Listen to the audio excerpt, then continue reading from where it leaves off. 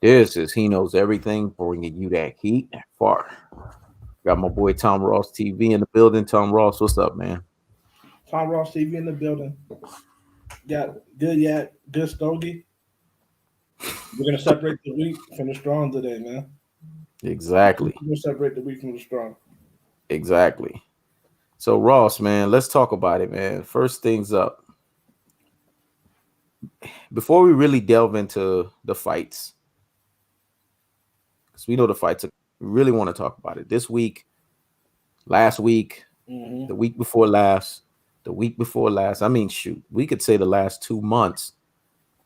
What is up with the climate of supposed black boxing community fan bases and their wishy-washiness?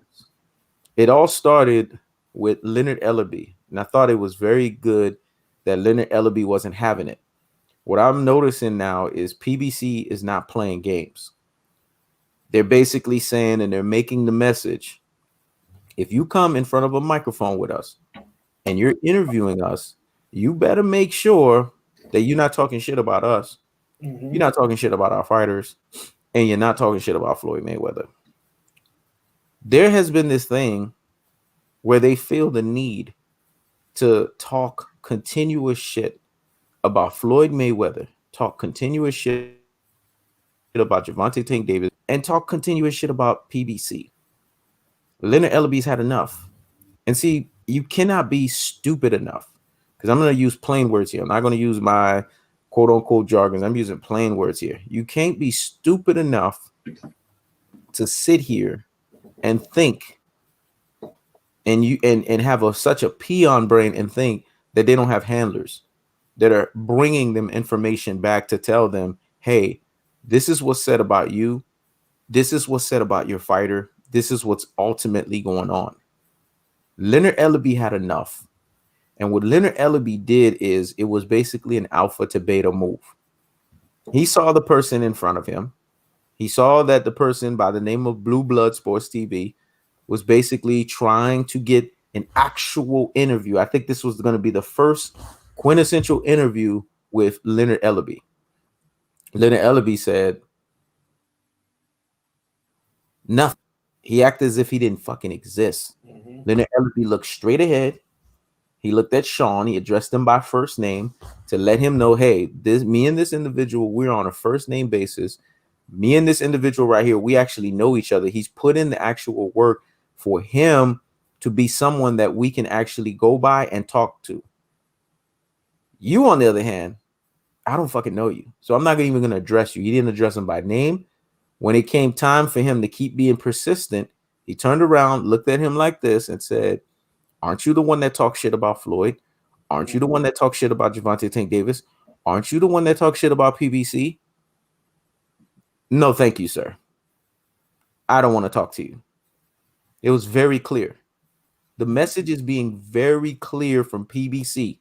And this is not just Leonard Ellerby.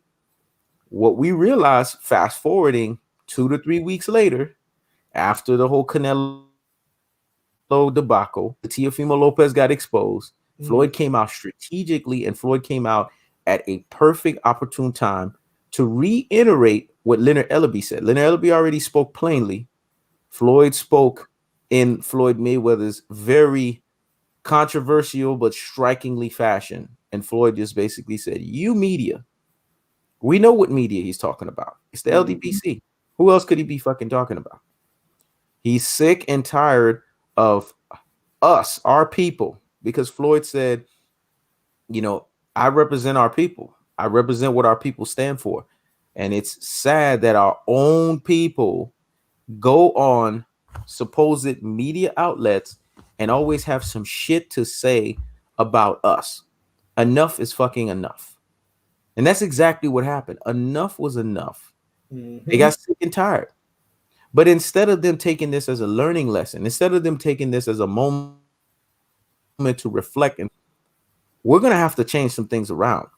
No, they go on the diatribes and they go on the tirade with Leonard Ellerby going back. When Leonard Ellerby G-checked Blue Blood Sports TV, he sounded like a bitch.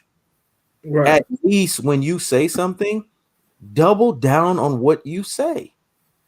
Actually, he would have got more of a reaction from Leonard Ellaby if he would have kept on code with what he said, because now Leonard Ellaby would have felt the need to have to defend himself. You know what he ends up saying in a very bitchy fashion? Or I always uplift Floyd. Well, I Right. uplift Floyd. Right there, you already Big lost. Cliff. You've already screwed your. It's like you screwed your whole platform. You work to get all of these subscribers. You work to get this whole platform situated. Now you're in front of someone that could really take you to a transformative state, and then you nut it up. Right. But you know what I realized? Beta males have this tendency situations that are in front of them. Could you imagine if it was me? Could you imagine if it was you that was diametrically opposed to what Leonard Ellaby said? We would have doubled down on what we said. Yeah, I said it. But can you allow me to explain to you why I said it? And then he would have said, okay, sir, you can go ahead. And then I would have explained why I felt the way that I felt. It would have caused a interaction. Damn, it's like I'm helping you. I'm fucking helping you, Blue Blood Sports TV, on how to fucking do your job. That's what you should have done. You should have doubled down on your fucking position. But no, I always uplift Floyd. I always help Floyd. I uplift Floyd. You sound like a blue finch straddler TV, like the name that I gave you, a finch straddling beta. You're straddling the fucking fence. That's why you've been given that title. Now we fast forward into Floyd. Floyd brings up three conversational pieces. One, he strikes at Canelo Alvarez. Love it. He basically says steroids. Steroids. He mentions it three times because if you guys know the number three means confirmation. Basically said that he's a steroid king. He made that very fucking clear. Then Floyd basically said that Canelo Alvarez is the same fighter I fought 8 years ago. I dropped videos back in 2019 saying these things. It was taboo to boxing community fan bases. They were looking at me like, what the fuck? What are you talking about? You don't know shit about boxing. You don't know shit about boxing. But what they didn't realize is the reason why Canelo was looking falsely like he improved is because he was cherry picking his fucking opponents. He was fighting opponents to where he could look like he was doing what he was supposed to. But like Terrence Buck Crawford said, he is petrified of prominent black fighters. If you put a prominent black fighter, an elite black fighter in front of him, you would have saw that he is not actually improved. Right. The Caleb Plant, you know, he didn't fucking improve because Caleb Plant is a B plus fighter. He was using a poor man's shoulder roll. He wasn't even using the original shoulder roll, and he was picking him apart. It was having success. He was having success. So that clearly tells you that someone who has not improved. And the reason why Floyd mentions steroids is because how else is he knocking people out? It's because of the steroid element. Now you have black channels because they have to coon, because they have to buffoon, because they have to sit here and prostrate themselves as cocooning and buffooning, gyrating monkeys. And they want to sit here and tell you Canelo Alvarez, oh, Floyd is just jealous of Canelo Alvarez. Jealous of what? He beat the man up for 12 rounds. So I'm going to be jealous of that. And here's the caveat of it. And I'm going to go ahead and alley-oop it to you. Floyd turns around and Canelo, because he basically failed with the zone, failed fucking app, he had to leave the zone, come to PBC, and get that pay-per-view money. Do you guys realize that Floyd owns half of PBC? So when Canelo Alvarez collects a check from PBC, guess who is the one that's writing his fucking check? And it's so funny that his boss is right there on the TV screen talking shit about him. And you know why Canelo is not going to leave? Because what? Like the Raging Babe says, he's going to go back to the zone. Yeah, go right back to that failed shit. Floyd knows he can cockingly say this in a very cocky fashion because where else are you going to go and get that kind of money? So Canelo is screwed. Not only did Floyd beat his ass inside the ring, Floyd also beat his ass. Not only did Floyd beat his ass in the ring, Floyd also beat his ass up outside of the ring. Not only does Floyd Mayweather own him in the ring, Floyd Mayweather owns him outside of the ring. Tomross, what do you got to say, man? You start off the diatribe with the question, where did this fence strategy come from, the black community? Mm-hmm. And it's twofold. with Floyd, and not only with Floyd, Kobe Bryant, um, who else, man? There's some more Michael Jordan in a sense. When you have these guys who are not only dominant, but their level of success you can't relate to you really. Mm-hmm. Kanye West, the black community is taught through our schooling to reject guys who have an air about them that is unfamiliar. I remember being in Exactly. high school and people saying Iverson over Kobe all day. I'd be like, why? I don't like Kobe. I'm like, why? Like, man, he had his mom and his dad, man. Mm-hmm. He had his mom and his dad. Like, of course he's gonna be great. They They, resented him for yep. being stable. They resented him for having an air of confidence that you only could get with having a man in your life. Facts. That's one reason the hatred for Floyd Mayweather Jr. People like Floyd. Another hatred, it's not even a hatred. It's a these people know the fast track to any channel, any boxing channel, is to treat the self sufficient black guys like the black guys like the enemy. Yep. So only get behind the black guys who mainstream media gets behind, and attack the black guys who mainstream media attacks. Facts. Notice they're just doing the same thing ESPN does, the same thing HBO does. That's the reason why it's a conscious decision. I'm gonna do this to grow my channel. Yep. You gotta look at the showbiz, the adults of the world, Yep. Monty Browns of the world, the Yep.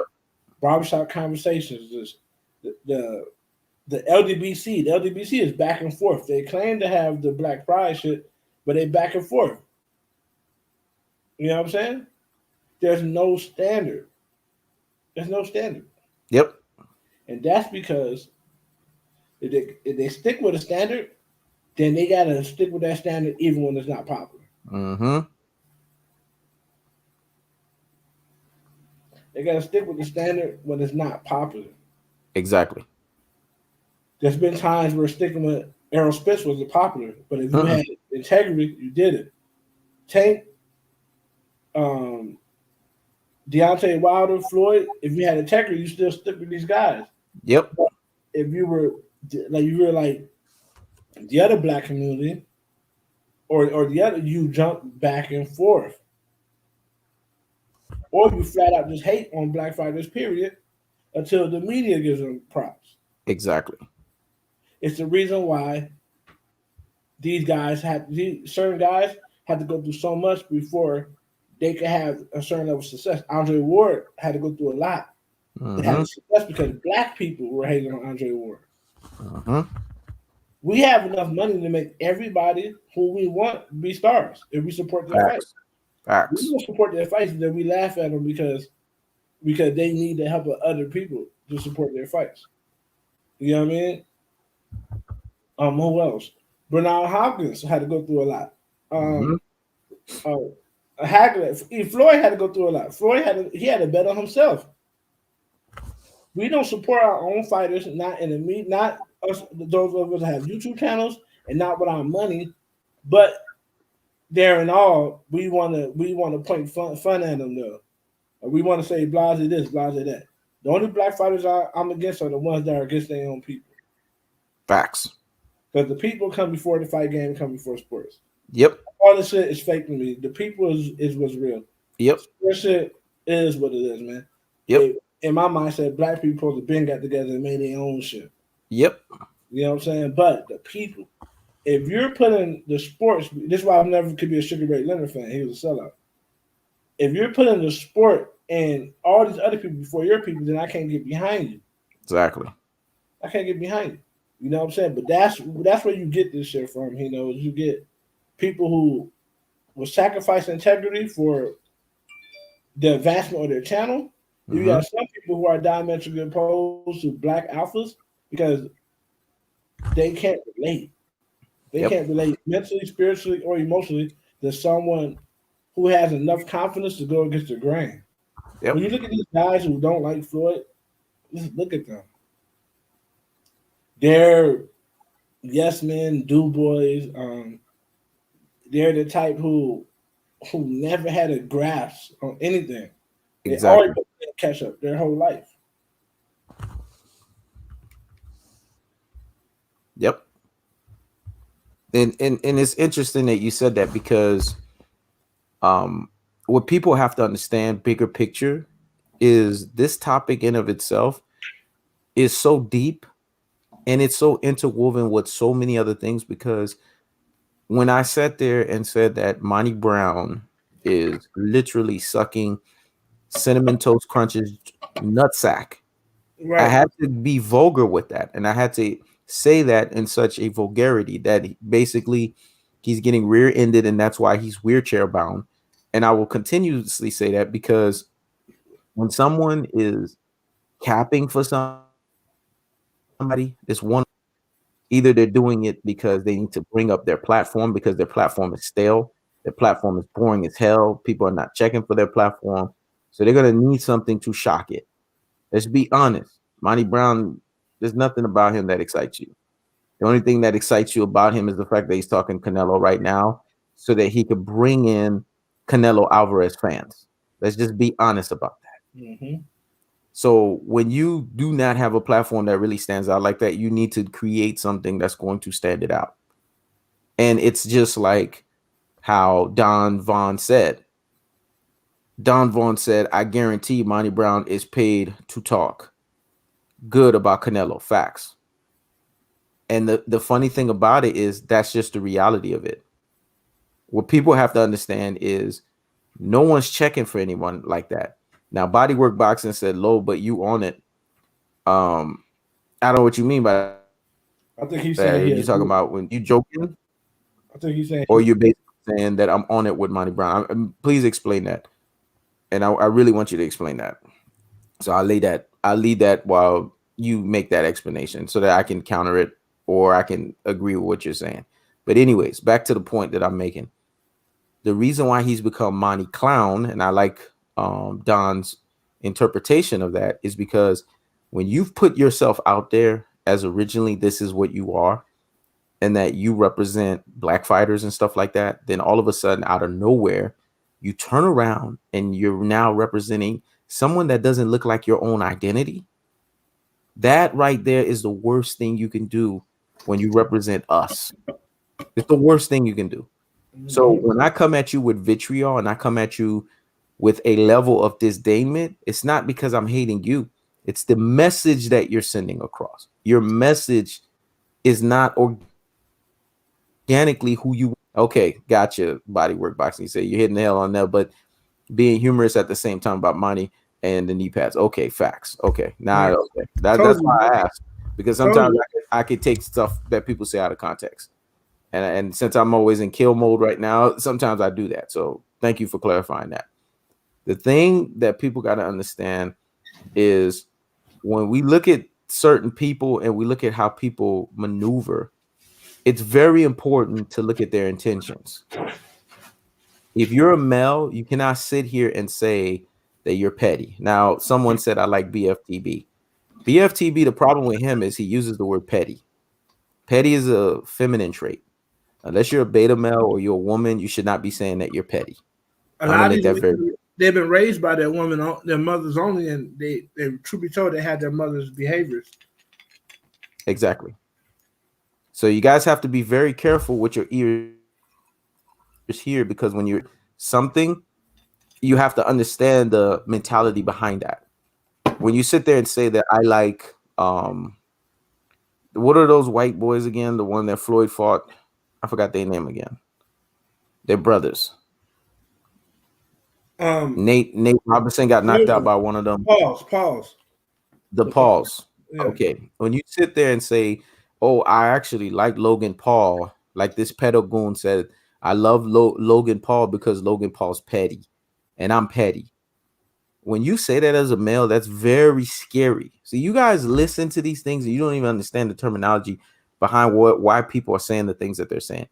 If you are a full-fledged male, you should not be using the word petty. Petty shouldn't be coming out of your mouth. Petty is a thing that women do, and petty is a thing that beta males do. Men that are fucking men don't get petty. Like Charlemagne. Exactly. They don't. So you guys have to be mindful of what you're taking in. The other element of it too is this. You got guys like Blue Blood Sports TV that create topics and put out subject lines to where he's basically saying one thing, but he's meaning another thing, and he's covertly messing with people. He said, so what's a better word to say? It's nothing. There's no better word. Just don't say fucking petty. Petty is a feminine fucking Think trait. about it.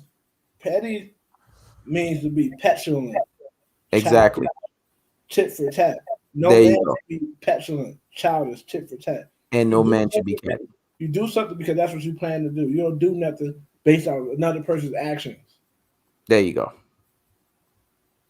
As a There man. you go. There you go. I'm glad that you said that. Now And that should answer your fucking question. And I'm not even But being high. but going back to what, I know a lot of people weren't raised with men in their life, so that you don't know. But now you know. It's the reason why you never hear a grandfather call himself petty. exactly. Now he said, "Oh, okay, gotcha." Yeah, this has never been the word petty has never been a terminology that if you listen to old school men and you listen to guys that are like that real alpha male in the house, you don't hear them say shit like that. They don't talk that way. The only time that you guys been hearing this terminology being used is in reality TV, and they're interwoven it now into sports. Sports is supposed to be an animalistic thing. It's supposed to be a testosterone filled thing. Not none of this other nonsense that you guys are fashioning your brains into thinking. But going back to what we were talking about with Logan Paul and them and all of that, Blue Blood would drop a title, and it's very covert. But you guys have to see this is what we're talking about. And in the title is to create division and the dissension. I promise you guys, right now, you know what the LDBC's mission is right now is to try to take Gervonta Tank Davis away from Mayweather Promotions. Good luck with that. That's not happening. Tank's making 7 figures. Tank's selling out. Tank has pay-per-view. That shit is not fucking happening. They know they got the short end of the stick because they got Devin Haney. Devin Haney don't sell out shit. Devin Haney has not seen 7-figure checks like Gervonta Tank Davis, and Devin Haney is not pay-per-view like him. And they know this. And the reason why they're pushing Devin Haney so hard is because they know they failed with Deontay Wilder. That's why they off that ship. See, they done got off that plantation, and now they're riding the Devin Haney plantation. Well, guess what today is? They're not loyal. They're not loyal. Because I'm still rocking with Deontay Wilder. Exactly. I'm still walking with Deontay Wilder too. Have you heard them mention Deontay Wilder? Have you heard them support Deontay Wilder? Have you heard them give Deontay Wilder the same? No, they don't, because to them, they will not get behind someone that has lost. Once the person loses, they're going to treat the person like any scattering cockroach will do. They will treat them like the loser that they are. Now, Devin Haney has a fight in front of him with Jojo Diaz tonight. Devin Haney is not good enough to say that Teofimo Lopez is a fraud.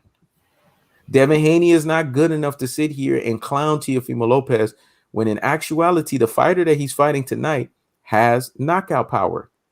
How do we know this?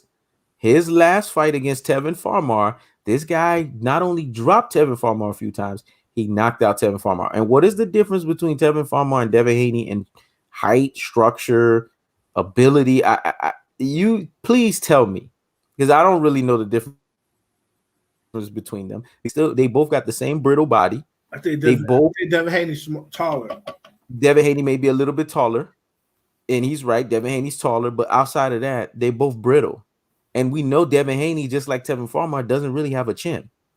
Mm-hmm. So Jojo Diaz, if he comes in with the same level of preparation that George Kambosos came in with, and he comes ready to fight, Devin Haney's not good enough for this to not be a fucking upset. And it will be funny that we're sitting here, right, Ross? And in back-to-back weeks, we've seen 2 upsets happen in boxing. where Teofimo Lopez got the upset, and then Devin Haney gets the upset. To be honest with you, and I know it's taboo to all of the people that's listening. I wouldn't mind if Devin Haney gets upset. You know why? Because if the belts go to these two guys, at least the two guys that will have the belt, I know that these guys won't be sitting there and not fighting. They will actually get in fights. Right. They won't be saying, "Oh, I have to wait until I fight this person. Or I have to wait until." No, they probably will fight each other next, which will keep the goalposts moving in boxing, and it will give us undisputed. They would have been able to accomplish something that Teofimo Lopez and Devin Haney wouldn't have. That's why Devin Haney has so much pressure this week. He has so much pressure today to close the show. If he doesn't do it, this would have been a missed opportunity for him and Teofimo Lopez, that for undisputed, these two numbnuts didn't have their fucking fight. What do you got to say about that, Ross? The reason why, think about me. I love my people. Mm-hmm. One thing I don't love black people who still don't understand group economics, and who would rather go to another situation because they would be looked at favorably, a situation that don't benefit them. Yep. Devin Haney is making significantly less money and taking way worse fights than he will be having if he was with the PBC. Facts. Devin Haney is just as marketable as Tank. Tank is marketable because of his knockouts. Devin Haney will be marketable because of the clean cut image. Yep. He'll be, but he's with the Zone. Guess what? The Zone has not got him a real good fight yet. Facts. Noma had the belt, couldn't get him Noma. They allowed Noma to vacate that belt. Facts. Fighting him, which gave him the email champion. I don't like the email champion because a lot of times it's because a guy ducked that somebody became an email champion. But that would have never happened to him if he would have been with the PBC. So me personally, I if I want all black people to do good, but I have no loyalty towards Devin Haney because what he chose to do. Got to understand one thing the PBC is doing right now. The PBC is the closest thing that we got to the Negro Leagues, man. Why, as a black fighter, would you not want to sign with Al Heyman? He has a track record of doing nothing but good for black fighters. That's a mental restriction. And I can't get behind people who still think that way.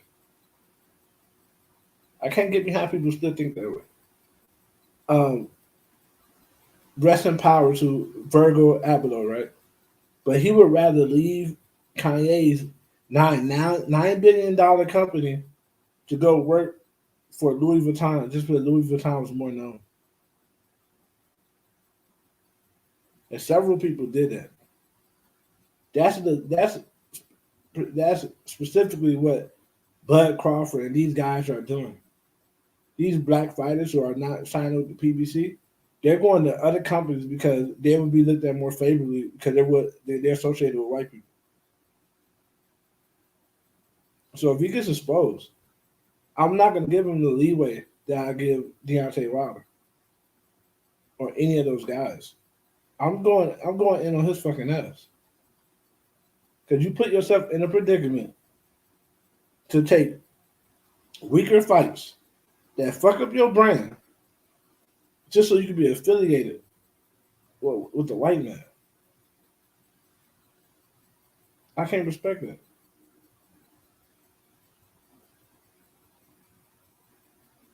It's interesting that you said that you can't respect that, because the biggest thing is, and I'm glad Aaron Jones is specifying it. I'm glad Jaguar Assassin said the Zone, to me, really don't have the best interest for black fighters. I mean, come on.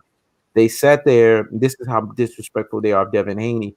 Logan Paul had a fight with another black YouTuber, and they put that fight, but Devin Haney was fighting that night. They basically treated Devin Haney like he was basically the warm-up act for a YouTube fight. And this is what makes me laugh about Bill Haney. And this is why I call Bill Haney a low-rent fucking P. Diddy.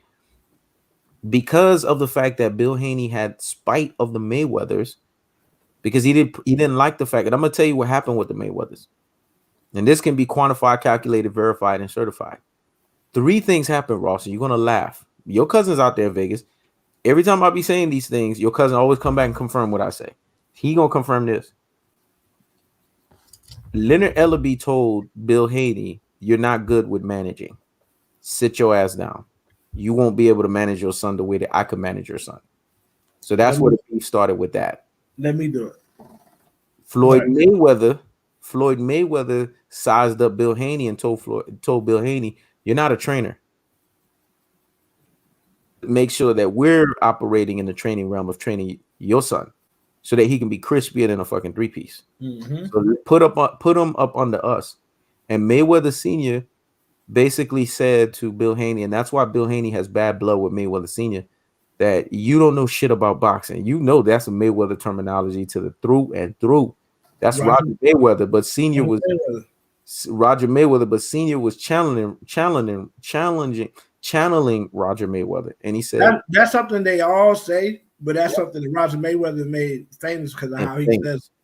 Yep, Roger Mayweather made him famous, and he said straight up, "You don't know shit about boxing.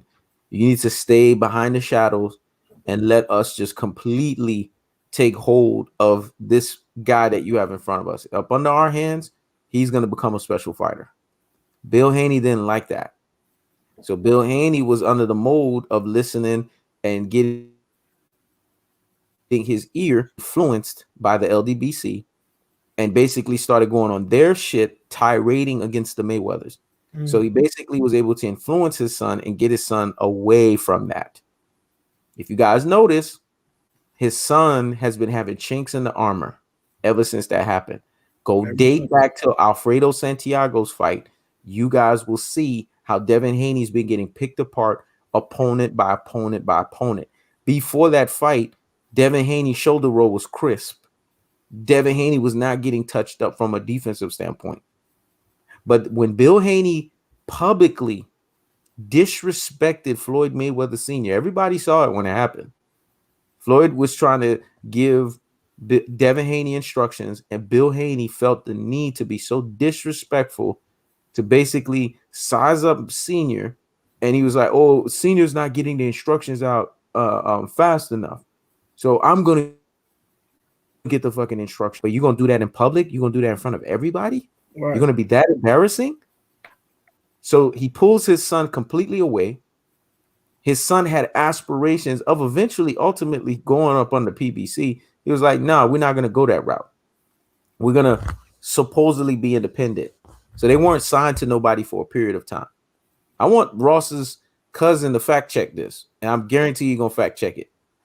Then what ends up happening, Ross, is they supposedly were independent, but then they find a way to sign a deal with Eddie Hearn. But you independent. Do you guys understand that Matchroom Sports has been running for the last 30 plus years a slave trade operation up under Barry Hearn, his father?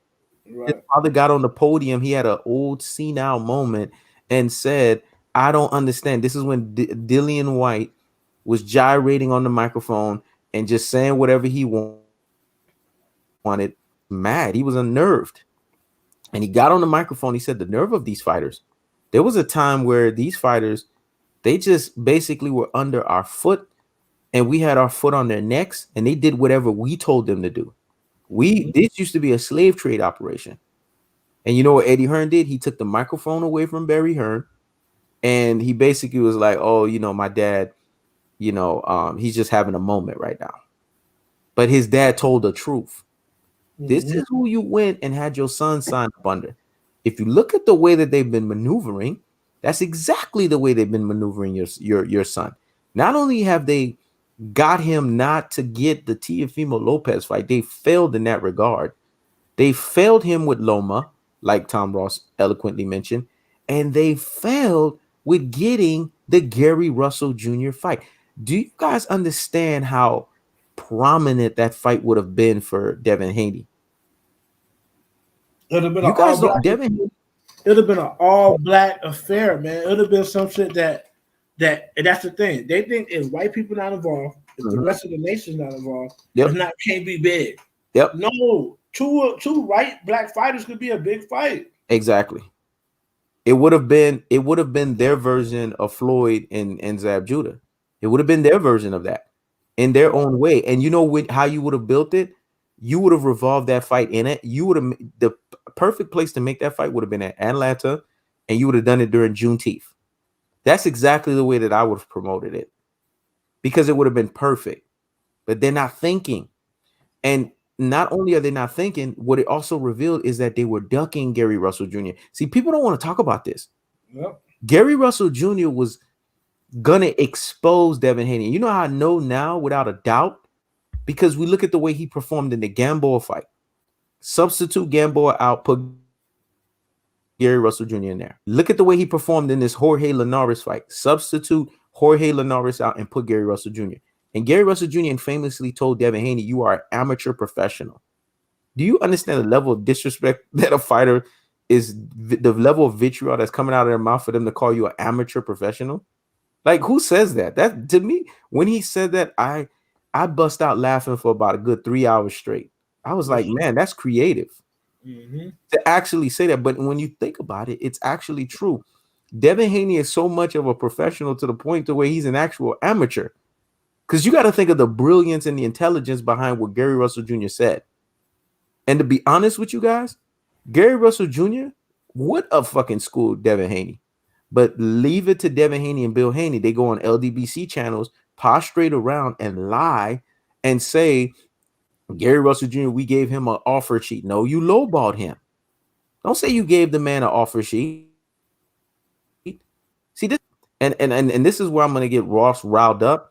This is where we as black people were so disrespectful, because when it's a white fighter or if it's a fighter from another ethnicity, we automatically want to give them the higher. When we do a contract fact sheet, we automatically want to give them the highest number possible so that we can make sure the shit go through. Why are you lowballing Gary? Give them everything they want. Give them.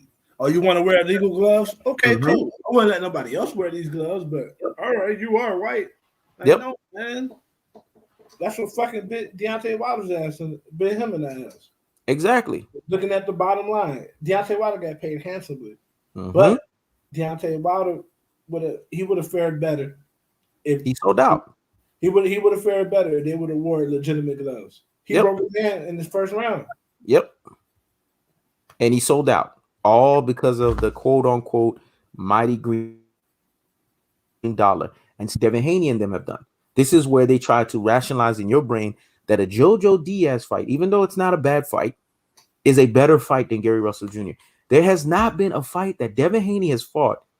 If you look at his last few opponents, and Ross could allude to this, that matches up with the skill set, the speed, the combination ability, and the power that Gary Russell Jr. would have brought to the table. Right there, each and every one of these fights are alluding to one simple fact, that he ducked Gary Russell Jr. And you know what the LDBC did? Ironically, Ross, they were interviewing Gary Russell Jr. You know what they did to Gary Russell Jr.? They blackballed him. Because now, hey, we get interviews from Devin Haney. We leaning towards the Devin Haney route. Gary Russell Jr., we don't want to hear nothing that you got to say. And then they turned on him, and then they turned around and said, Gary Russell Jr. is Gary Russell Jr.'s own fault that he's not getting fights. Isn't that ironic? And that's why they don't like Floyd, because Floyd not going to deal with your channel unless you are loyal. He smelt them from a mile away. So I'm going to be loyal, didn't deal with them. And so they got it. Instead of them changing the way they behave and how they conduct their business, they double down and start hating on Floyd.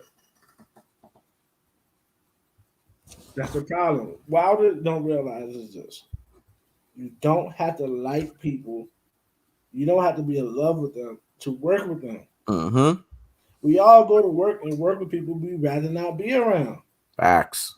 But it's for the betterment of the bigger picture. Exactly. He could have said, you know, I'd rather not want to be around Floyd, but Floyd got a lot of knowledge. He understands the business in the way I don't. Need to get with him and learn, why does he act this way? Blah, blah, blah, blah. Learn what I need to learn. Yep. But instead, he went and he was influenced by people who could do nothing for him. The LDBC could do nothing for your career, bro. Facts. the so-called publicity he got with LDBC, like he gave them publicity. Yep. He could have went and started his own YouTube and just started talking to the camera himself and got that Exactly. publicity. Exactly. He would have been going viral. People. Deontay Wilder has a way of projecting his words, but people were sitting and listening to him talk. Exactly. He could have Agreed. did that. He could have done him damn self. He didn't Yep. need him. Yep. So these guys don't realize. Floyd realizes this is why he's been a danger, and this is why they could have stopped him professionally, but they have stopped him as far as the black community accepting him as a GOAT. Floyd Mayweather realized he didn't need Bob Arum about halfway through his contract and say, you know what, I can do this shit better by myself, man. Facts. I ain't getting promoted by this guy. I can promote myself. Yep. I need these people to do the business part. I can promote myself. This guy ain't doing shit. Exactly. These guys don't have no, they don't have, that's why you gotta have a black father. They don't have no father. They don't have the unmitigated gall. That they don't have the perseverance to say, you know what, whether I feel it or not, I'm gonna do this by myself. I don't need no white man. Yep. Yep. And that's the fall of Wilder. He needed a white man. Yep. Haney, all these guys, they never took it upon themselves to say, you know what, let me try doing this with my people. Now, granted, when I say the white man, I'm talking about their establishment, not necessarily just a white person, flesh and bone. I'm talking about their establishment. You will out Haney, but yet you still got people in your circle that's not looking out for your best interest. Yep. You still found a way to incorporate them, and look what happened. Look what's happened with Devin Haney. Yep. Look what's happened to all these guys, man. You know what I'm saying? They don't learn. Nope. And it's beautiful that you said that they don't learn, because that's exactly what's taking place. The fact that the lack of not learning and the lack of not understanding. And now segue into this, because I was actually going to talk about it. T20 says, gonna hurt just like the channels that was sucking Teo. Yes.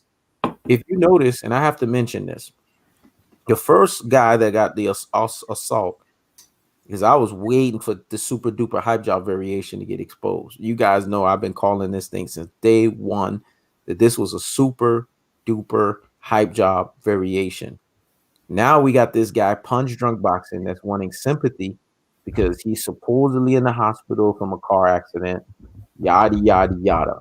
This is very fucking convenient that this is happening, that it's actually taking place. Now, I would feel sympathetic. I would feel sorry. But this is the same individual that has turned around and basically hated his own black skin and said, we're going to shit on black fighters. We're going to prop up Teofimo Lopez.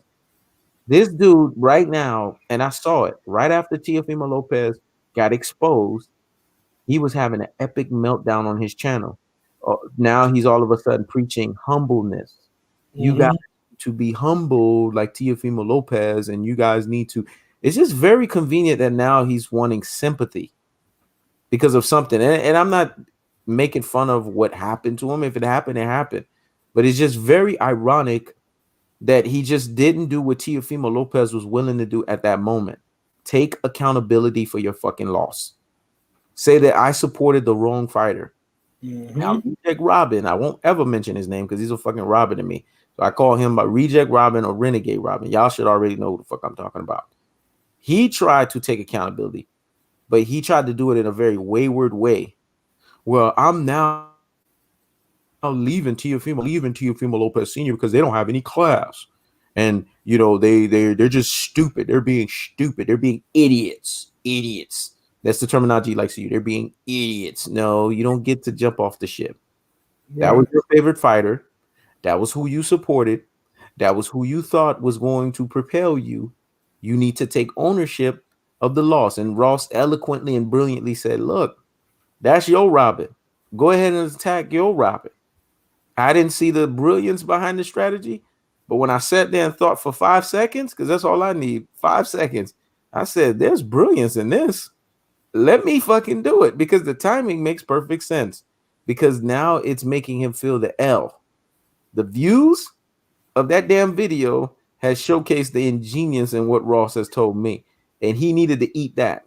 And then the third piece of the puzzle was Showbiz the adult. This is one of the guys that told you, oh well, because he beat undisputed. He's this, he's that. And see, these guys, they're what's wrong with boxing. They use these terminologies of undisputed. They don't even know. It's like they reciprocating jargon and they don't even understand what they're talking about. Teofimo Lopez is not undisputed. He's a disputed champion. When you look at Teofimo Lopez, he's a lineal. That's what it is. It's not undisputed. Because to be undisputed, you have to have all the fucking belts. Right. He's not even, well, I can't speak on the lightweight. Mm-hmm. I don't know who was ever the lineage. I don't know. But typically undisputed is the person who got all the belts. Yep. Let's say the person got all the belts. Let's say Lennox Lewis. He had all the belts when he retired, right? Mm-hmm. And when you retire undisputed, now there's no lineal champion. So that means somebody got to get all the belts again and create a new lineage. When you get all the belts again, now you're the lineal champion and the undisputed champion. Yep. Then whoever beats you becomes the lineal champion and the undisputed. Yep. Unless you vacate a belt. If you vacate a belt, they won't be undisputed, but they'll be lineal because they beat the last lineal champion. Right now, the heavyweight division don't have a lineal champion, but they just saying Tyson Fury is, but really he's not. Mm-hmm. Yeah, and see what Ross is talking about is, and Ross is 1,000% correct. Ross is talking about the ultimate way of how lineal was prescribed and how lineal was seen along with undisputed. I never dispute those things. You would have to be a boxing casual to dispute that because Ross is opening up the encyclopedia and the vernacular to explain the history of the sport. What has happened recently, though, in the sport of boxing is they've basically put how should we say? You know how you say progression? They've put a regression on the lineal status. The lineal status has been as long as you have 3 belts, you are a lineal champion. Mm-hmm. When we look at lightweight division, that's exactly what Teofimo Lopez has. That's exactly what George Kambosos has beating him because they don't have the WBC Super Championship belt. They have a French fry belt, and they're thinking that the French fry belt is giving them the ability to say that they're undisputed. They got the 3 other belts. So by the regressing or the regressive state of what lineal is known as in today's climate of boxing, you're considered a lineal champion. It's like Jamel Charlo. They call Jamel Charlo a lineal champion of 154. He has all the belts except that last one. And then that dude, Castano, who has the last belt, he better come February fight that dude the right way. If he don't fight that dude that right way and he loses that fight, I'm going to be on Jamel Charlo's ass because that's a fight for undisputed right there. But anyways, that's another conversation here and there. Let me spit one thing on that. Mm-hmm. That dude is not nothing special. No. All he got is pressure going forward. Yep. These pressure guys, all you got to do is make him go backwards. Yep. All he has to do is keep the jab in his face and make sure he's not taking no regression in that fight. Not going back, not once. Facts. He likes to take a lot of breaks. Mm-hmm. Now that's his problem. He be taking breaks, man. Facts. He has to push dude back. Facts. Once he start pushing him back, he's going to demoralize him because those guys, they're thinking as long as they're going forward, they're winning. That's how Latino fighters think. Facts. They don't care if they take 90 punches. I'm the one going forward, so I'm winning around. Like, no, you got to make them go backwards to demoralize them. Facts. J.R. Johnson. Shh. I was even going to say that, and Ross didn't even know that. That was supposed to be something I was going to you talking too soon, man. Yeah, I was going to throw that at Ross, and Ross was going to – it was supposed to make Ross happy so he could close the show with it, but it's already – the hat is out in the back. Bo Mack came out, and I'm going to quickly say that. Bo Mack came out admitting that him and Terrence Crawford was ducking Earl Spence. That was to make Ross happy because Ross was going to say, I've been fucking telling y'all, this motherfucker was ducking Earl the True Spence. That was going to be the last topic, but we still going to save it at the end. Still sticking to Teofimo Lopez right now because we want people to understand this. Teofimo Lopez is not eating his loss. You know what's depressing about this? He put up DMX, bruh. Mm-hmm. Now he quoting DMX. I almost feel sorry for this kid, even to the point where I don't feel sorry. It's like the Jay-Z and the Nas song. Sorry, not sorry. I'm not sorry for this kid because the problem is the best way to get yourself and excoriate yourself out of this situation is to Olivia Pope the situation. What made Olivia Pope? I'm talking about the real Olivia Pope, not the show version. What made Olivia Pope famous? She always taught people how to get ahead of a situation. You know, it's the best way to get ahead of a situation. Admit fault right then and there. Don't try to sugarcoat it.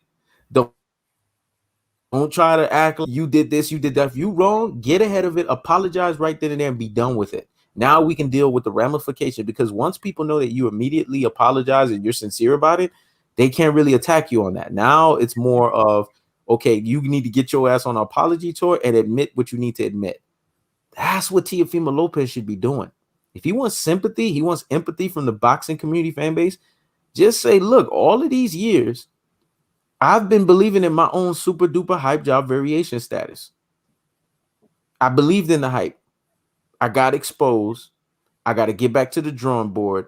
It starts with my dad. Don't give me pictures of you and your dad saying we're going to ride together. Of course, I expect you to ride together with your father because he's your biological father. But we're talking boxing here.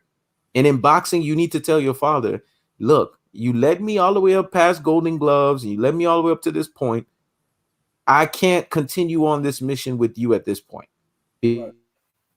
because I'm going to teach me to have that high guard. Because in that fight against Kambosos, if he had a fucking high guard, he would have been saved in a lot of moments. A lot of those shots that Kambosos land on him, if he was able to be disciplined with his defense, he could have blocked a lot of those shots. But he wasn't disciplined. Hand down, man down. So clearly he needs to get with a trainer that can teach him some of these tools. Because when you look at Teofimo Lopez, and Ross could tell you, he's not bad. He actually, there is something there that's workable. Yeah. It's just with him, you're going to have to break him down and reinstill some values into him, because he's young enough for that, and say, look, you're going to have to be disciplined. You're going to have to, when people come in and they hit you, you're going to have that mindset where you're not allowing yourself to just get hit and then that's it. The fight is over. He has this fragile mindset. When he gets dropped or he gets embarrassed, happened in the Masayoshi Nakatani fight. It's as if the fight is over. So when Kambosos said that he dropped him, because Kambosos said that, Ross, he said, when I dropped him in the first round, I knew I had him then, because his body language changed. And it let me know that I was in control of the fight. And you know, Kambosos was so confident that Kambosos said, this is how you know me and Ross, we're on the same wavelength with a boxer or a master boxer. We all said the same thing that Kambosos said. Kambosos said, when I got dropped in the 10th round, I wasn't even fazed by it. I was just mad that I was being so reckless, because I was coming in with reckless abandonment, that I allowed myself to get caught with a shot. But you know what he said? I knew in order for me to win this fight and not get cheated, I had to be clutch in the 11th and the 12th round. If you guys watch our fight-by-fight breakdown, me and Ross was saying the same thing. He better come in that 11th and 12th and close it out. And that's exactly what he did. He was clutch. You got to win those rounds. Yep. Teofimo Lopez's problem right now, because truth be told, he could fight. But the problem with Teofimo Lopez is all up here. Yep. And he has a father who sees him as a meal ticket and not as a son. If you just see him as a son, you'll say, you know what, son? You need a jab, and you need to protect yourself and not exchange so much until you figure a guy out. Because Teofimo Lopez's father told him, if you need the jab, throw the jab. Yep. What kind of advice is that? Exactly. You always need the jab. Always. You always need the jab. They so worried about trying to fight at Roy Jones Jr. They're not thinking Roy Jones Jr. lost a lot of fights because of the way he fought as well. Exactly. When he started fighting against tough competition, yep, his lack of using his jab got exposed. He started getting dropped. Yep. Because there was nothing for the person to have to worry about. The jab is a measuring stick. You could use it to throw people timing off. Right? The jab is a lot of things. If you're not using it at all, you're doing yourself a disservice, man. You're doing yourself a disservice, man. And for you to tell your son, if you need a jab, and then when he gets dropped, you say, man, Don't forget to do the thing. Do the thing. What Like is do the thing? the problem is everybody want to be Floyd Mayweather Senior. Mm-hmm. But they don't realize this Floyd Mayweather Senior injury and the lifestyle that he was living is what halted his career. He Yep. had everything. Floyd Mayweather, he had the height, he had the length, he had the long arms, he had the defensive prowess. He could outbox, he could box with anybody. He just took injuries that he when he went against that elite competition, they held him back. Yep. But with a fucked up leg and a fucked up hand, Mm-hmm. he pushed Sugar Ray Leonard as far as Sugar Ray Leonard could be pushed by a guy that's supposed to be a B fighter. Facts. So he has knowledge. Yep. But the thing about the Midwest people, you never know, especially the older men older than me, you never know how much knowledge they have because they don't try to impress people with the knowledge. They say Exactly. things in a way to me and you know what I'm saying. Exactly. And they break things down in a way to where put it this way, Floyd Mayweather Senior will be giving Floyd some good ass advice, Yep. and the cameraman won't even know what the fuck Floyd Mayweather Senior is even talking about. Facts. Facts. Floyd knows. Yep. Floyd knows. They want to be like Floyd Yep. Mayweather Senior, but what does Teofimo Lopez Senior know about boxing Exactly. to teach his son at this level? Mm-hmm. And they're both of them, not just one. Teofimo Jr. like this because his dad. They're both delusional, and they Yep. think it's confidence. Yep. Floyd Mayweather Senior and Floyd Mayweather are confident. Yep. Floyd Mayweather Senior is actually a narcissist. Yep. Floyd Mayweather Jr. is confident, but they Yep. both have confidence based on what they know. Yep. Teofimo Lopez Jr. are what you call delusional. Exactly. Delusional grandeur. They think they know something they don't know, actually. Yep. They Yep. think they're capable of things they're not capable of, actually. Yep. And this is what's getting his son embarrassed. Because if they would have been delusional, they'd have realized, you know what? We're supposed to beat this guy, but this is a dangerous guy. Exactly. So we're going to be very defensive responsible with this guy. Yep. We're going to keep the jab out. We're going to throw combinations, and we're not going to be there for him when he returns fight. Exactly. No, you won't. Nah, you think you're going to knock out somebody who's been sparring with Pacquiao his whole career. Exactly. And you ain't shit but 135 pounds. Yep. That's a great fucking point. That don't make sense, man. And when Ross said that to me, I was like, "Oh shit, this fight is gonna be." I've already, because I was going off of Kambosos' body language. I was going off the strength that Kambosos just not intimidated by this kid, man. There's nothing about this kid that's intimidating Kambosos. And every time they've had their pressers, he's been waiting to get in the ring with him. And you got to understand, these fights have been canceled 4 times before. They were supposed to fight back in June. Then they got pushed back. Then they got pushed back again. All of this was just angering Kambosos, and he was in the gym. And there was one thing that he said in the press conference: "While you sitting there smoking hookahs, I'm in the gym putting in the work. Right. I'm perfecting my craft." And that's why I put up one of those shorts to show you guys what he was perfecting that got Teofimo Lopez put to sleep. A lot of things got exposed in that fight. The dad called his father a MMA coach. Those drops that Teofimo Lopez got, is that an MMA coach? When his son got dropped in that first round, was that MMA coach material? Because who really looked like the MMA coach in that fucking fight? He did. He did. And the funny thing about it, Asante L brought up Earl Spence's comment because Earl Spence said that on Twitter. Good boxers don't use the jab, but great boxers do. And we knew that was Spence's jab to Teofimo Lopez. To be honest with you, Ross, a lot of these boxers are irritated with Teofimo Lopez. Even Terrence Crawford, a top-ranked stablemate, you know what he told Teofimo Lopez? Humility. This is a time for you to humble yourself.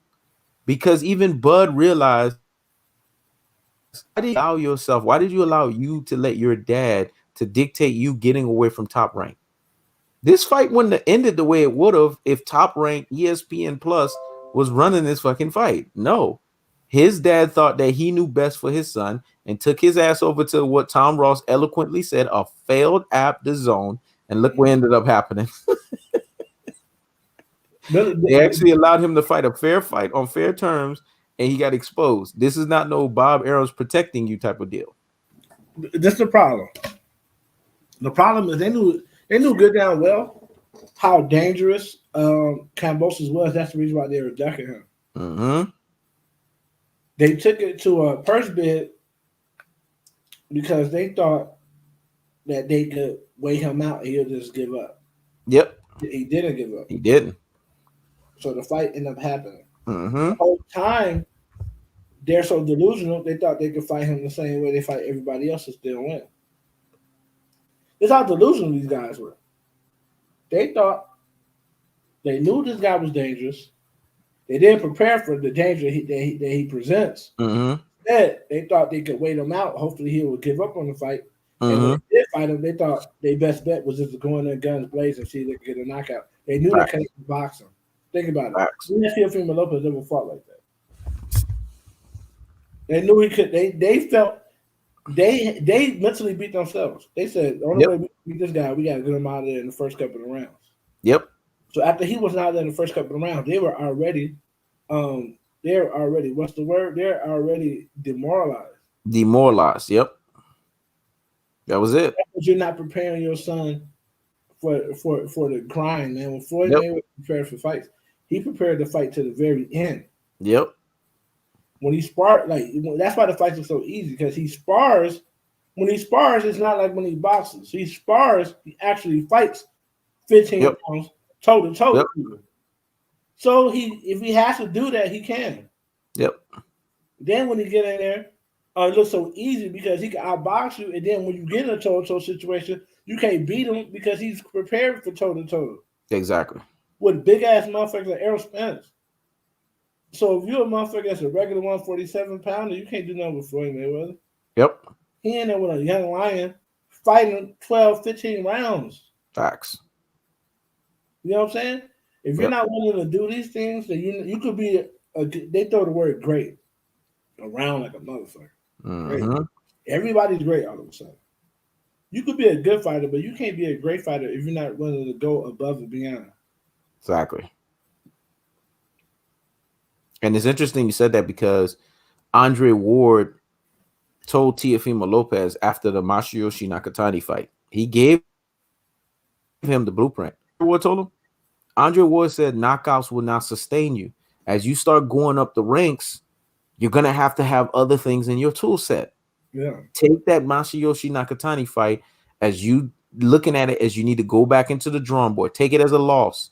Don't take it as a W. Take it as a loss. Use this as going back to the drawing board and work on some things, because at the end of the day, knockouts will not sustain you. You would have thought he would have took heed to that advice. He would listen. He didn't do it. And you know what happened, Ross? Because you said a few rounds, his dad put in his mind, we're going to knock this motherfucker out in one round. The last press conference, one round. We're going to knock this motherfucker out in one round. I promise y'all, one round. So he put that last stain in his son's head. Mm-hmm. So you know what happened? Kambosos knew it. All I got to do is get past that first round. When Teofimo, if you notice in the first round, you saw me and you watched the fight, he was coming out swinging the fence into that first round. Mission was to get his ass out of there in the first round.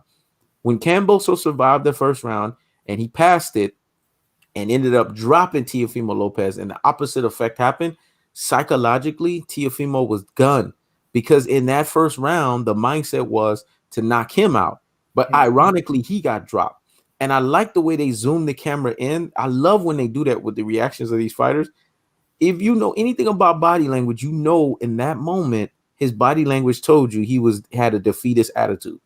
Mm-hmm. All Kambosos had to do from that round moving forward was continue to apply unlimited pressure, onslaught on him. And that's what he did. Round 2, round 3, round 4, round 5. I mean, me and Ross was watching Kambosos act like he was a boxing savant. He was stepping in, stepping out. He was pivoting to the left. He was doing everything that you're supposed to ensure that he systematically broke down Teo. And then he was throwing not just, this is the difference I noticed between Kambosos and Manny Pacquiao. Manny Pacquiao, when he comes in and throws combination shots, his combination shots is his offense and defense. What I like about Kambosos got a back foot. because Kambosos knew if my hand is not active and it's not heavy and I'm not throwing a combo, I'm pivoting and I'm getting off the ropes. These are things Manny wasn't doing in Manny's career. If you notice in that fight with Teo, he was Manny getting only off the ropes go and he was forward. resetting. Manny Yep. only not Getting off forward. the ropes, he was resetting, he was repivoting himself, and he was regathering himself. You know, the only time Kambosos didn't do that was in the 10th round where he was getting reckless. And then once he got reckless in the 10th round, even he said it, he overly committed and he got hit with a shot because he was dealing with a desperate kid that needed to do something desperate in that moment. But he got up, he basically shook himself off, and then the 11th and the 12th round was so beautiful because it gave Teofimo Lopez that gash, but it wasn't a headbutt that gave it the gash. It was a punch. That's what made it clutch. It was a punch that gave him that gash over the eye. Then once he got the gash over the eye in the 11th round, you knew at that point he was defeated. Because then once the 12th round came, Kambosos didn't put the foot off the gas. He kept hitting him with combo shots. And it got to the point where Teo knew the fight was lost. You could tell on a fighter's face when they know a fight is lost. And then they try to sound like at the end of the fight, oh no, I won that fight. That's why he acted like the heel that he did, but he acted like the worst version of the heel that he was. And that's how you know when a fighter is more, they're more committed to a style of fighting than they are winning, because you have to adapt. Yep. I always go back to the first Muhammad Ali Joe Frazier fight. Muhammad Ali should have won that fight, man. Even though his athleticism was falling off, he just refused to put his hands up. He was getting hit with the same left hook the whole fight. That was the only punch that was scoring for Joe Frazier, was the left hook. Muhammad Ali didn't want to hold the phone the whole fight. Yep. And you know what I mean? Got his jaw broken. But Kambosos was tripping it up on a left hook. And this dude, at no point in time when he put his hand up to block, he was so focused on just wanting to fight with his hands low. This really is not good boxing. People do this who can get away with it when they have the athletic ability. Yep. If you're being caught, put your hands up, man. Exactly. Or at least put your hands up when the person starts swinging. Like you might see Floyd do a lot of his hands down shit, but Floyd will put his hands up when the person starts swinging. He don't got to put his left hand up because of his shoulder. Yep. But he would guard. It looked like he's fighting with his hands down, but he's guarding himself, right? Yep. You're not doing that. You're just getting caught with punches, and you're so solidified in your mind fighting a certain way. You would rather lose. Roy Jones, he would not adapt. He just wanted to continue fighting the way he was fighting. Exactly. And I'm glad that you said that. I don't like boxers who do that. I don't like. Yep. I don't like that, man.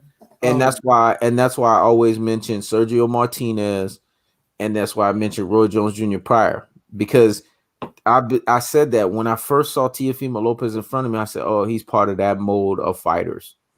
Because the thing that you got to understand with those fighters, the thing about Teofimo Lopez that's worse than them is they started getting exposed when their legs was gone. So clearly now people can't say Teofimo Lopez is on Sergio Martinez or Roy Jones Jr. level, because those guys started getting exposed when their legs started they started losing their legs.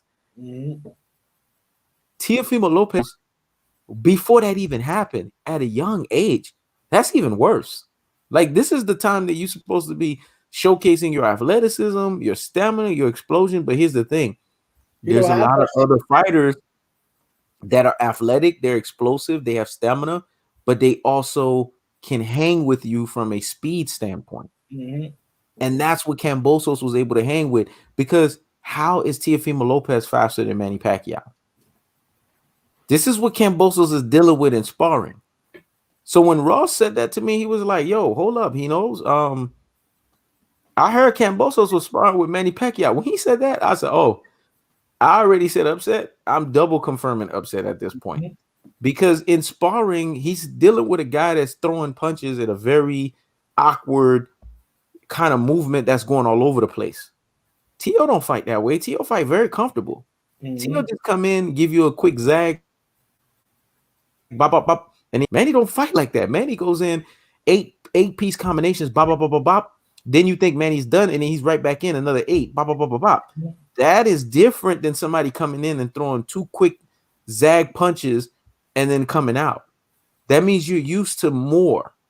And that's what Kambosos was used to. He was used to more. So to him, Teofimo Lopez is like he's slower than Manny Pacquiao. So he can actually counter, and he could better disrupt Teofimo Lopez's movement more than anything. And that's exactly what happened in that fight. Now, the next topic that I want to talk about, because I feel like we really need to jump into, is this, bro. Earl Spence was revealed by Bomac as ducking. The J.R. Johnson took it, but okay, J.R. Johnson, you get the credit for it.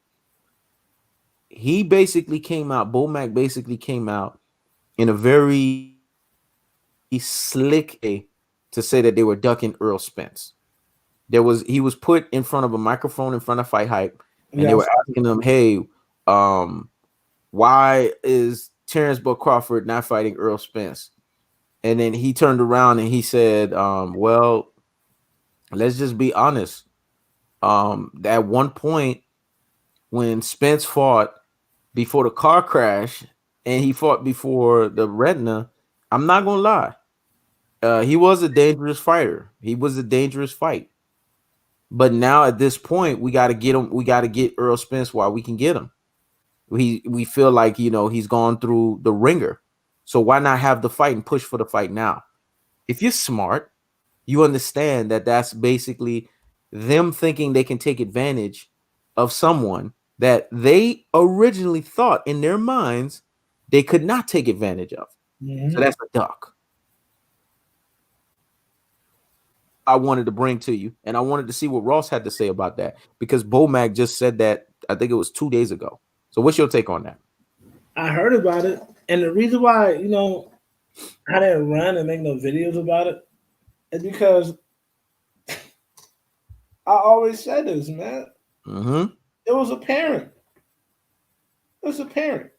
If you want to fight welterweights, and you want the best welterweight fights, you don't go to top rank, number one. Facts. If you're a black fighter, and you go to PBC where all the welterweights at. Yep. They went to top rank because top rank always have the weak welterweight stable. Yep. They got fucked out of the fight they really want. They really want to Pacquiao. It's going to show you how much top. It's going to show you how top rank sabotaged Bud as well. Mm-hmm. Top rank could have made Bud something. They did it on purpose. Because Top Rank don't believe in making black fighters big fighters. Yep. This is how they could have made Bud special. They could have made Bud a house on there. They could have, instead of Horn getting in the fight, they could have got that fight to Bud Crawford. Bud Crawford would have defeated Manny Pacquiao. Yep.